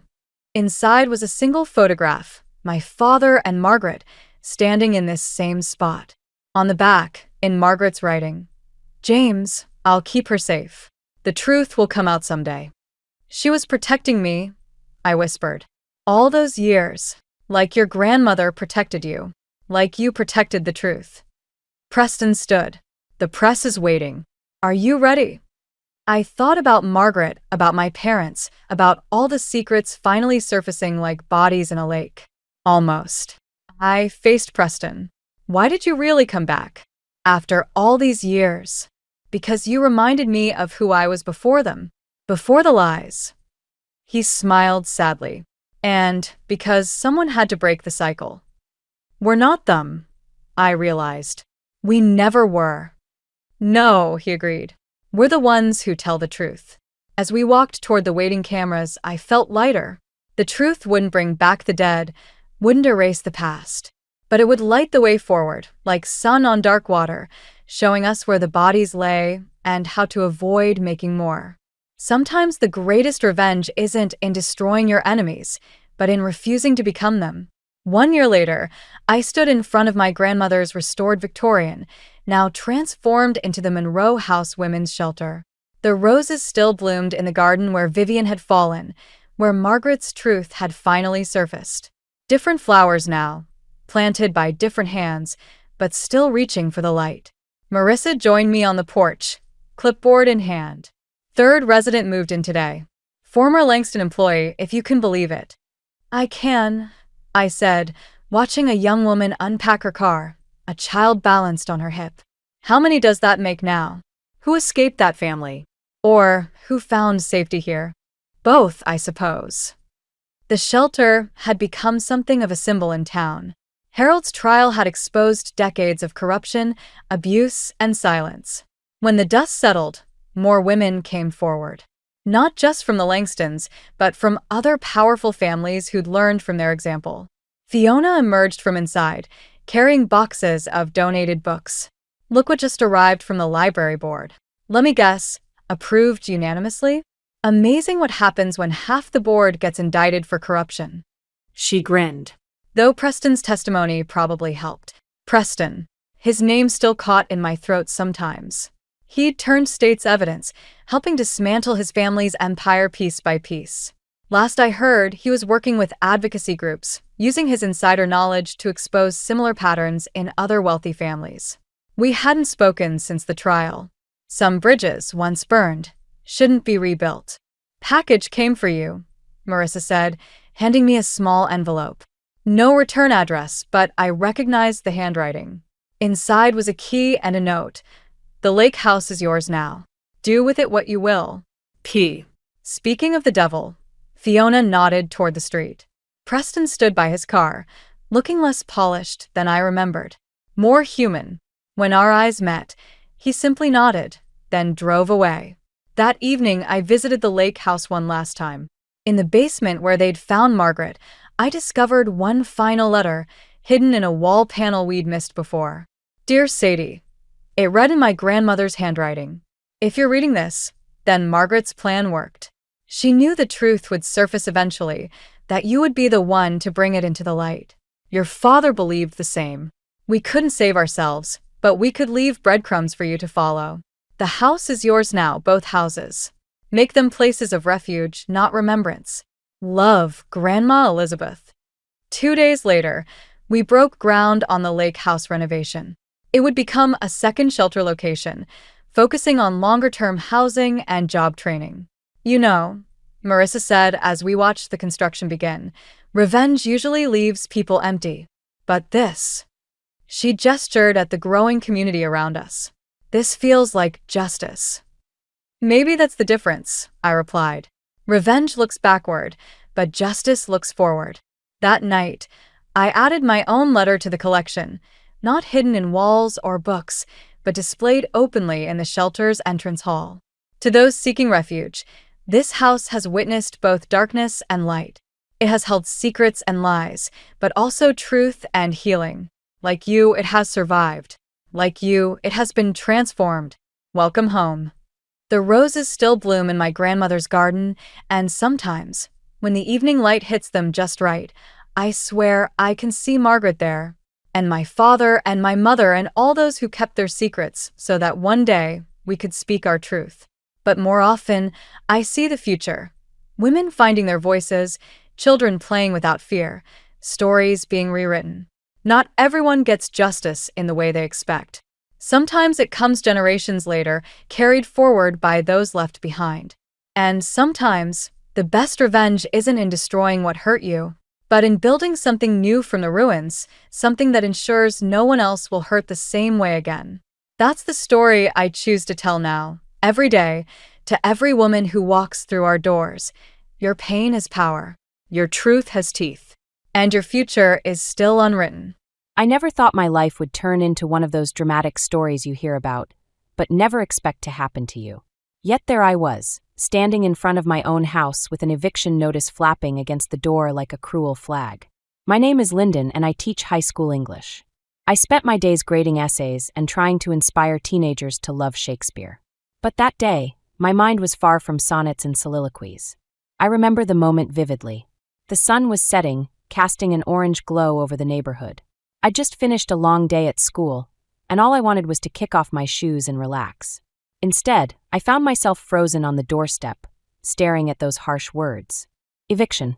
I could feel my heart pounding in my chest, a mix of disbelief and anger bubbling up inside me. I yanked the notice off the door and stormed inside, my mind racing. Graham, my husband, was supposed to be handling the bills. We'd agreed on that. He worked from home as a freelance graphic designer, which meant he had more time to manage things like this. But clearly something had gone terribly wrong. Graham! I called out, my voice echoing through the house. There was no immediate response, just the distant hum of his computer. I found him in his office, headphones on, completely oblivious to the storm brewing just outside his door. When he finally noticed me, he looked up with that charming smile that used to melt my heart. Now it only fueled my frustration. Hey, Lyndon. How was your day? I tossed the eviction notice onto his desk, watching as his smile faded into confusion, and then something else. Fear, maybe? What is this, Graham? He picked up the paper, his eyes scanning the words. I could see the color drain from his face. I can explain. Please do, I said, crossing my arms. My voice was steady, but inside I was anything but. I wanted to understand, but I also wanted to scream. Graham sighed, running a hand through his hair. Work's been slow. I thought I could catch up before it got this far. I didn't want to worry you. I shook my head, disbelief washing over me. Not worry me? Graham, this is our home. How could you keep this from me? He looked down, unable to meet my eyes. I thought I could fix it. I wanted to believe him. I really did. But this wasn't the first time he'd hidden things from me. Little things like forgetting to pay a bill or missing a deadline. But this was our life, our stability, and he'd let it slip through his fingers. Why didn't you tell me? I asked, my voice softer now, tinged with hurt. I was afraid, he admitted, finally looking up. Afraid of what you'd think. Afraid of failing. His words hung in the air, heavy and suffocating. I felt a mix of emotions, betrayal, anger, and a deep sadness. This wasn't just about money. It was about trust, the foundation of our marriage. And right now, that foundation felt like it was crumbling beneath my feet. I need some air, I said, turning away before the tears could fall. I grabbed my coat and stepped outside, the cool evening air a stark contrast to the heat of the moment. Standing on the porch, I tried to gather my thoughts. How had we ended up here? I thought about the early days of our relationship, the promises we'd made. We were supposed to be a team, but somewhere along the way, things had changed. I heard the door open behind me, Graham stepping out. He didn't say anything at first, just stood there, his presence a silent plea for understanding. "Lyndon, I'm sorry," he finally said, his voice barely above a whisper. "I'll fix this. I promise." I nodded, not trusting myself to speak. I wanted to believe him, but the seeds of doubt had been planted. Could I trust him to keep this promise? Or was it time to take matters into my own hands? As the sun dipped below the horizon, I knew one thing for certain. This was just the beginning. And whatever lay ahead, I would face it head-on. I had to, for my sake and the sake of our future. But as I turned back to Graham, a question lingered in my mind, one I couldn't shake. Was this the end of us, or just the start of something new? The next morning felt like waking up in a fog. My mind was still tangled in the mess of the previous night, but there was no time to dwell on it. I had a classroom full of teenagers waiting for me, and they deserved my full attention. As I stepped into my car, I could feel the weight of the eviction notice in my bag, a constant reminder of the chaos brewing at home. At school, I tried to focus on my lesson plan, but the words on the page blurred together. I was halfway through explaining the symbolism in The Great Gatsby, when I caught myself trailing off. My students stared at me, their eyes wide with confusion. I forced a smile, trying to shake off the distraction. "Sorry, guys. Long night," I said, hoping to brush it off. Alara, my best friend and the school's social worker, noticed my frazzled state during lunch. She slid into the seat across from me, her eyes filled with concern. "Lyndon, you look like you haven't slept in days. What's going on?" I hesitated, the words stuck in my throat, but Alara had a way of seeing through my defenses. I sighed, finally letting the truth spill out. "Graham's been hiding things from me. We might lose the house." Her expression shifted from concern to disbelief. "What? How could he let it get that bad?" I shrugged, feeling the frustration bubble up again. "He thought he could fix it without telling me. Now we're in this mess, and I don't know what to do." Alara reached across the table, giving my hand a reassuring squeeze. "You need to take control, Lyndon. You can't let him keep you in the dark like this." Her words struck a chord. I nodded, knowing she was right. But it was easier said than done. Part of me wanted to believe in Graham, to give him the benefit of the doubt. But another part of me was screaming for action, for change. The rest of the day passed in a blur. I was on autopilot, going through the motions while my mind raced with possibilities. As the final bell rang, I made a decision. I needed to take on extra tutoring sessions. It was the only way to make sure we didn't end up on the street. After school, I approached Jonas, the principal, to discuss the additional work. He listened intently, nodding as I explained my situation without delving into the personal details. "I admire your dedication, Lyndon," he said. "But make sure you're not taking on too much. You have to take care of yourself too." I appreciated his concern, but I knew this was something I had to do. "Thank you, Jonas. I'll be careful." As I left his office, I felt a small sense of relief. It wasn't a complete solution, but it was a start. I was taking control, just like Alara had urged. That evening, as I prepared dinner, Graham hovered nearby, his presence a constant reminder of our unresolved issues. I could feel his eyes on me, but neither of us spoke. The silence was heavy, filled with unspoken words and unaddressed fears. Finally, he broke the silence. "Lyndon, about last night." I paused, setting down the knife. "Graham, we need to sort this out. I can't keep living in uncertainty." He nodded, looking more vulnerable than I'd ever seen him. "I know. I messed up and I'm sorry. I didn't want to disappoint you." His admission tugged at my heart, but I couldn't let it sway me. "We're in this together, Graham. You have to let me in or this won't work." He nodded again, a silent promise hanging in the air. But I needed more than promises. I needed action. Later, as I lay in bed, I couldn't shake the feeling that there was more to this than Graham was letting on. Something deeper, something he wasn't telling me. And that thought kept me awake long into the night. The next day, as I prepared for my tutoring session, I received a text from Alara. It was a simple message, but it carried a weight of its own. "You're stronger than you think. I'm here if you need anything." Her words bolstered me, a reminder that I wasn't alone in this fight. But as I headed into the classroom, I couldn't help but wonder what other secrets were lurking in the shadows, waiting to be uncovered. The weekend arrived with a heavy sense of foreboding. I had barely settled into my Saturday routine when the doorbell rang, echoing through the quiet house. Graham was still asleep, oblivious to the world, so I went to answer it, half expecting a delivery or a neighbor. Instead, it was Martha, Graham's mother, standing there with a determined look that immediately put me on edge. She breezed past me into the living room, her presence commanding attention. "We need to talk," she said, her tone leaving no room for argument. I closed the door, bracing myself for whatever was coming. Martha was a force of nature, and I'd learned to respect her forthrightness, even if it sometimes felt like a steamroller. "I heard about the eviction notice," she began, cutting straight to the chase. "And I'm not here to sugarcoat anything." I nodded, taking a seat across from her. "I appreciate your honesty, Martha. I really do. But I'm not sure how much more I can take." She softened slightly, her eyes filled with a mix of empathy and frustration. "Lyndon, you need to know something about Graham. This isn't the first time he's let things spiral out of control." I felt a jolt of surprise. "What do you mean?" Martha sighed, leaning back in her chair. "When he was younger, he had a habit of biting off more than he could chew. Always chasing after the next big thing, but never quite finishing what he started. His father and I bailed him out more times than I care to admit." The revelation hit me like a punch to the gut. I'd always known Graham had a tendency to overreach, but I hadn't realized the extent of it. "Why didn't you tell me this before?" "I hoped he'd grown out of it," Martha admitted, her voice tinged with regret. "But it seems some habits die hard." I sat there, absorbing her words, the pieces of the puzzle slowly coming together. Graham's charm, his endless ideas, his inability to follow through, suddenly it all made sense. But it didn't make it any easier to swallow. Martha reached out, placing a hand on mine. "I'm not saying this to hurt you, Lyndon. I just want you to be prepared for what you might be up against." I nodded, grateful for her candor, even as it left me reeling. "Thank you, Martha.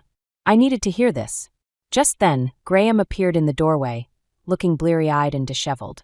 He paused, taking in the scene, and I could see the tension ripple through him. "Mom, what are you doing here?" Martha didn't flinch. "Graham, we need to talk about your future.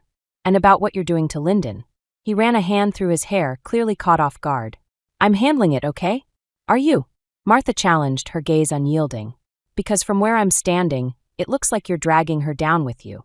Graham's jaw tightened, and I could see the struggle in his eyes, the conflict between pride and shame. "I'm trying, Mom. I really am."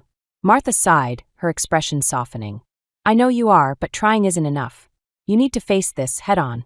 The room fell silent, the weight of her words settling over us like a shroud. I could see the cracks in Graham's facade, the vulnerability he tried so hard to hide. And for the first time, I realized just how deep his struggles ran. Martha stood, her presence still commanding even as she prepared to leave. "I'll give you two some space. But remember, Graham, you're not alone in this. And neither are you, Lyndon." As she left, I turned to Graham, searching for the right words. But before I could speak, he let out a shaky breath, his shoulders slumping. "I'm sorry, Lyndon. I've been keeping so much from you." I reached out, taking his hand. "We need to face this together, Graham. I can't do it alone." He nodded, a flicker of determination in his eyes. "I'll do better. I promise." But even as he said it, I couldn't shake the feeling that there was more to uncover, more secrets lurking beneath the surface. And as I watched him retreat into the kitchen, a new resolve took hold. I would get to the bottom of this for both our sakes. The next day, as I prepared for my tutoring session, I received a call from an unknown number. Hesitant, I answered it, only to be met with a voice I didn't recognize. "Is this Lyndon Hawthorne?" "Yes, who's calling?" "This is about Graham Winslow. We need to talk." The line went dead, leaving me with a chilling sense of foreboding. I had no idea who it was or what they wanted, but I knew one thing. The past was catching up to us, and it wasn't going to wait. The call from the unknown number lingered in my mind like a shadow.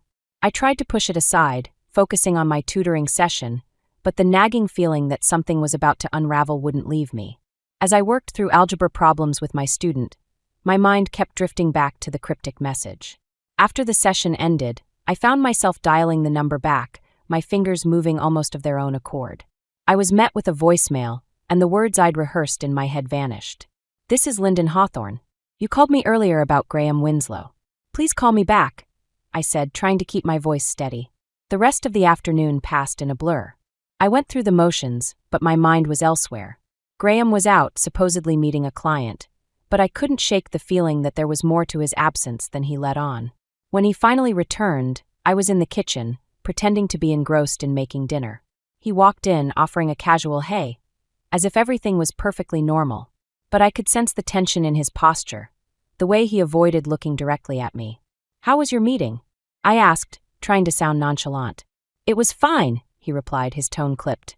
Just the usual stuff. I nodded, stirring the pot on the stove. I got a strange call today. Someone asking about you. He froze just for a moment before recovering. Oh, what did they say? Not much. Just that they needed to talk about you. I watched him carefully, noting the slight twitch in his jaw. Probably just a telemarketer or something, he said too quickly. Maybe, I agreed, though I didn't believe it for a second. The air between us was thick with unspoken words, and I could feel the distance widening. That night, as I lay in bed, sleep eluded me. I kept replaying the conversation, dissecting every word, every pause. Something was off, and I couldn't shake the feeling that it was all connected to the secrets Graham was keeping. The next morning, I was greeted by another surprise. As I checked our bank account, my heart sank. A significant sum had been withdrawn, and I had no idea where it had gone. My mind raced, a mix of disbelief and betrayal surging through me. I confronted Graham as soon as he walked into the room, my patience worn thin. Graham, there's money missing from our account. Do you know anything about it? He hesitated, and that was all the confirmation I needed. Lyndon, I can explain. Please do, I said, crossing my arms, trying to keep my voice steady. He sighed, running a hand through his hair. I needed it for a project. It's important, and I was going to tell you. A project? I echoed, incredulous. Graham, we're on the brink of losing our home, and you're siphoning money for a project? He looked away, shame etched across his features. It's not just any project. It's something that could change everything for us. I shook my head, the anger and hurt colliding within me. You keep saying that, but all I see is you digging us deeper into this mess. He reached out, but I pulled back, the distance between us now a chasm. Lyndon, I'm doing this for us. Are you? I challenged, my voice rising. Because it feels like you're doing it for yourself. The words hung in the air, heavy and undeniable. I turned away, unable to look at him, the weight of his betrayal pressing down on me. Later, as I sat in my classroom, trying to find solace in the familiar chaos of school life, I received a text. It was from the unknown number. Meet me at the cafe on Main Street. It's important. I hesitated, the rational part of me screaming to ignore it. But curiosity and desperation won out. I needed answers, and this might be my only chance to get them. The cafe was bustling, but I spotted the person immediately. A woman in her late 20s, her expression a mix of determination and anxiety. She waved me over, and I approached cautiously. Lyndon, thank you for coming, she said, her voice low. I'm sorry for the secrecy, but this is about Graham. What's going on? I asked, my heart pounding. She took a deep breath. I'm his business partner. Or at least I was. We've been working on a project, but things have gone south. He's in over his head. The revelation hit me like a tidal wave. I sat back, trying to process her words. What do you mean? He's borrowed money from some questionable sources, and now they're coming after him. After us. The ground seemed to shift beneath me, the world tilting on its axis. I'd thought I knew the extent of Graham's troubles, but this was a new level of chaos. And I was caught in the middle of it, the stakes higher than ever before. The cafe meeting had left me reeling, my mind spinning with possibilities and fears. I returned home to find Graham in his office, buried in his work. The sight of him, so engrossed in his world, only fueled my frustration. How could he be so oblivious to the chaos he'd dragged us into? I paced the living room, trying to calm the storm inside me. But the more I thought about it, the angrier I became. Finally, I couldn't hold it in any longer. I marched into his office, my footsteps heavy with determination. Graham, we need to talk, I said, my voice steady despite the turmoil inside.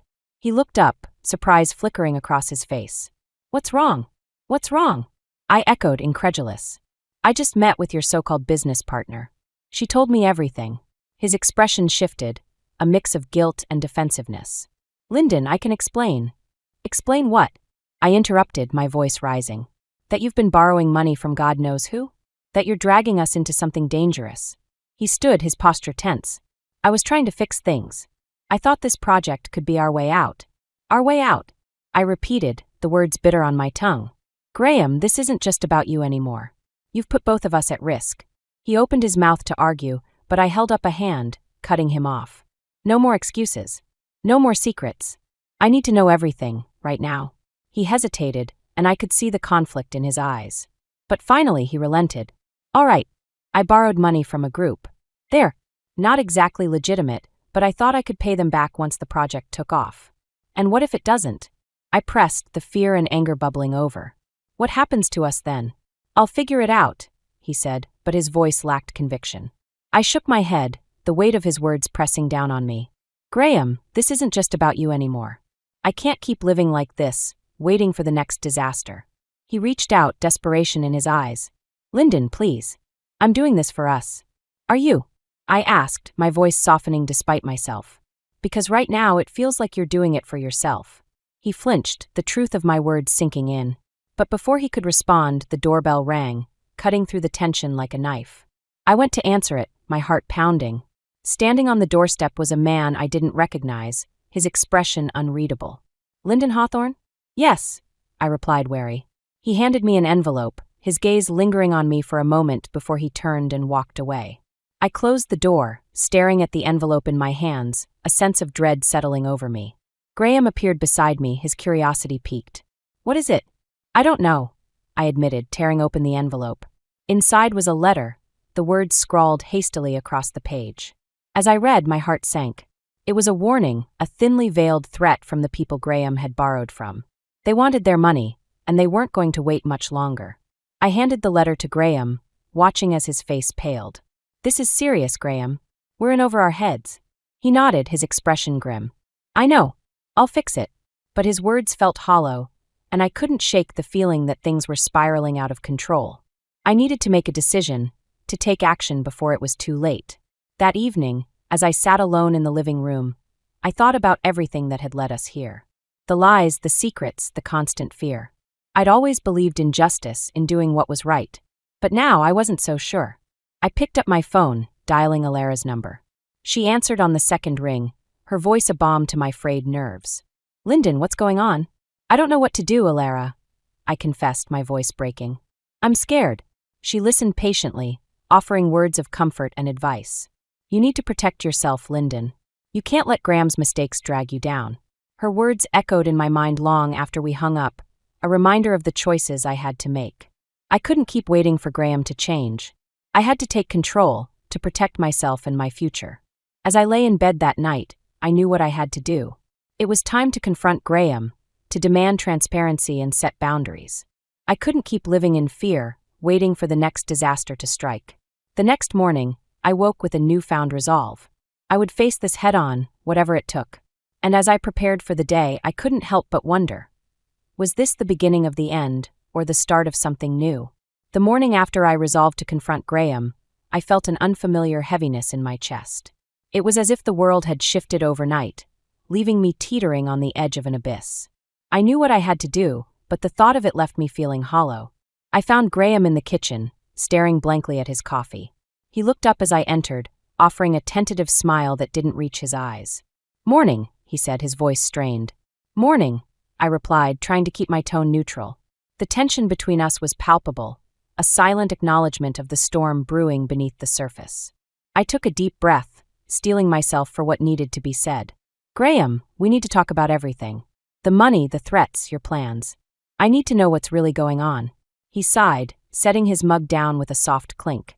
I told you I'm handling it. But you're not, I countered, frustration seeping into my voice. We're in over our heads, and I can't keep living like this. He looked away, his expression one of defeat. I just need more time. Time for what? I pressed, my patience wearing thin. To dig us deeper into this mess? He flinched, the truth of my words cutting through his defenses. I thought I could fix it before it got this bad. But it is this bad, Graham, I said, my voice softening despite myself. And I can't wait around hoping you'll magically make it right. He didn't respond, the silence stretching between us like a chasm. I could feel the weight of his unspoken fears, the burden of his mistakes pressing down on both of us. Finally, he spoke, his voice barely above a whisper. I've been thinking about leaving, starting over somewhere else. The admission hit me like a blow, the air rushing from my lungs. You were going to leave? I asked, disbelief mingling with hurt. I thought it might be the only way to fix things, he said, his gaze fixed on the floor. I stared at him, the reality of his words sinking in. He was willing to abandon everything, to run away from the problems he'd created. And in that moment, I realized how far we'd drifted from the life we'd once envisioned together. I can't do this anymore, Graham, I said, my voice steady despite the turmoil inside. You need to decide what you really want, and I need to protect myself. He looked up, panic flickering in his eyes. Lyndon, please. I need you. I can't be your safety net, I replied, feeling the weight of my decision settle over me. Not if you're not willing to change. The conversation ended there, the finality of my words leaving us both reeling. I left the house, needing space to think, to breathe. I wandered aimlessly, my mind a whirlwind of emotions and fears. As I walked, my phone buzzed in my pocket. It was a message from Alara. I'm here if you need to talk. You're stronger than you think. Her words were a balm to my frayed nerves, a reminder that I wasn't alone in this fight. But even with her support, I couldn't shake the feeling that I was standing on the precipice of something irreversible. Later, as I sat in the park trying to make sense of everything, my phone rang. It was a number I didn't recognize, but I answered it anyway, hoping for some clarity. Lyndon Hawthorne? A gruff voice asked. Yes, who is this? This is about Graham. He owes us, and we're not waiting any longer. The threat hung in the air, a chilling reminder of the danger we were in. I ended the call, my heart pounding in my chest. The world felt like it was closing in, the walls of my carefully constructed life crumbling around me. I knew I had to act, to make a decision that would change everything. But as I sat there, the enormity of it all felt overwhelming, the path forward shrouded in uncertainty. Returning home, I found Graham waiting for me, his expression a mix of hope and fear. Lyndon, I've been thinking. I want to fix this. For us. His words were sincere, but I couldn't ignore the gnawing doubt in my heart. I need time, Graham, to figure things out. He nodded, understanding dawning in his eyes. I'll be here when you're ready. As I retreated to the bedroom, I felt the weight of the world on my shoulders. I was at my lowest point, the future uncertain and fraught with peril. But deep down, I knew this was a turning point, a chance to reclaim my life and chart a new course. And as I lay awake that night, I couldn't help but wonder, was this the end of us, or the beginning of something I couldn't yet comprehend? The days that followed my decision to take control were a blur of tension and anticipation. I knew the confrontation with Graham was inevitable, and the weight of it loomed over me like a storm cloud. It was time to face the truth, to confront the demons that had haunted our marriage for too long. Graham and I hadn't spoken much since our last conversation, each of us retreating into our own worlds. But as the weekend approached, I knew it was time to address the elephant in the room. I found him in the living room, staring out the window, lost in thought. The setting sun cast long shadows across the floor, a fitting backdrop for the showdown that was about to unfold. Graham, I said, my voice steady despite the turmoil inside. We need to talk. He turned to face me, resignation etched across his features. I know. I took a deep breath, gathering my courage. I can't keep living like this. The lies, the secrets, it's tearing us apart. He nodded, the sadness in his eyes mirroring my own. I've made a mess of things, Lyndon.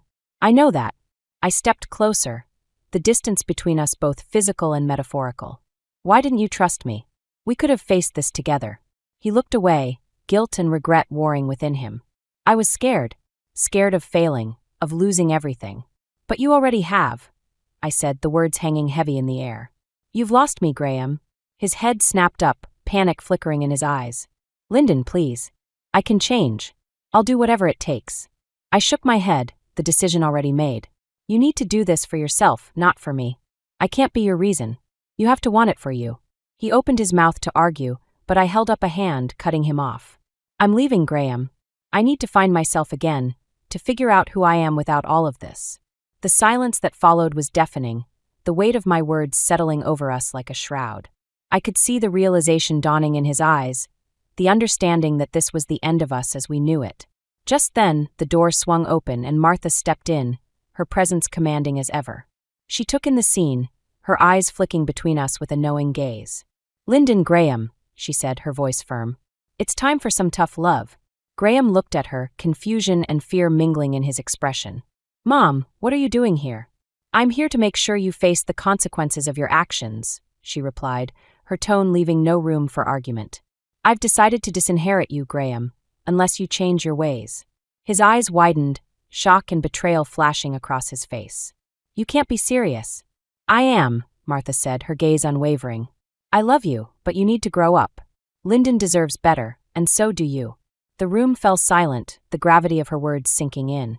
I watched as Graham processed the ultimatum, the reality of his situation finally hitting home. He turned to me, desperation in his eyes. Lyndon, I shook my head, cutting him off. This isn't about me, Graham. It's about you. You need to figure out who you are and what you want. He nodded, the fight leaving him. I understand.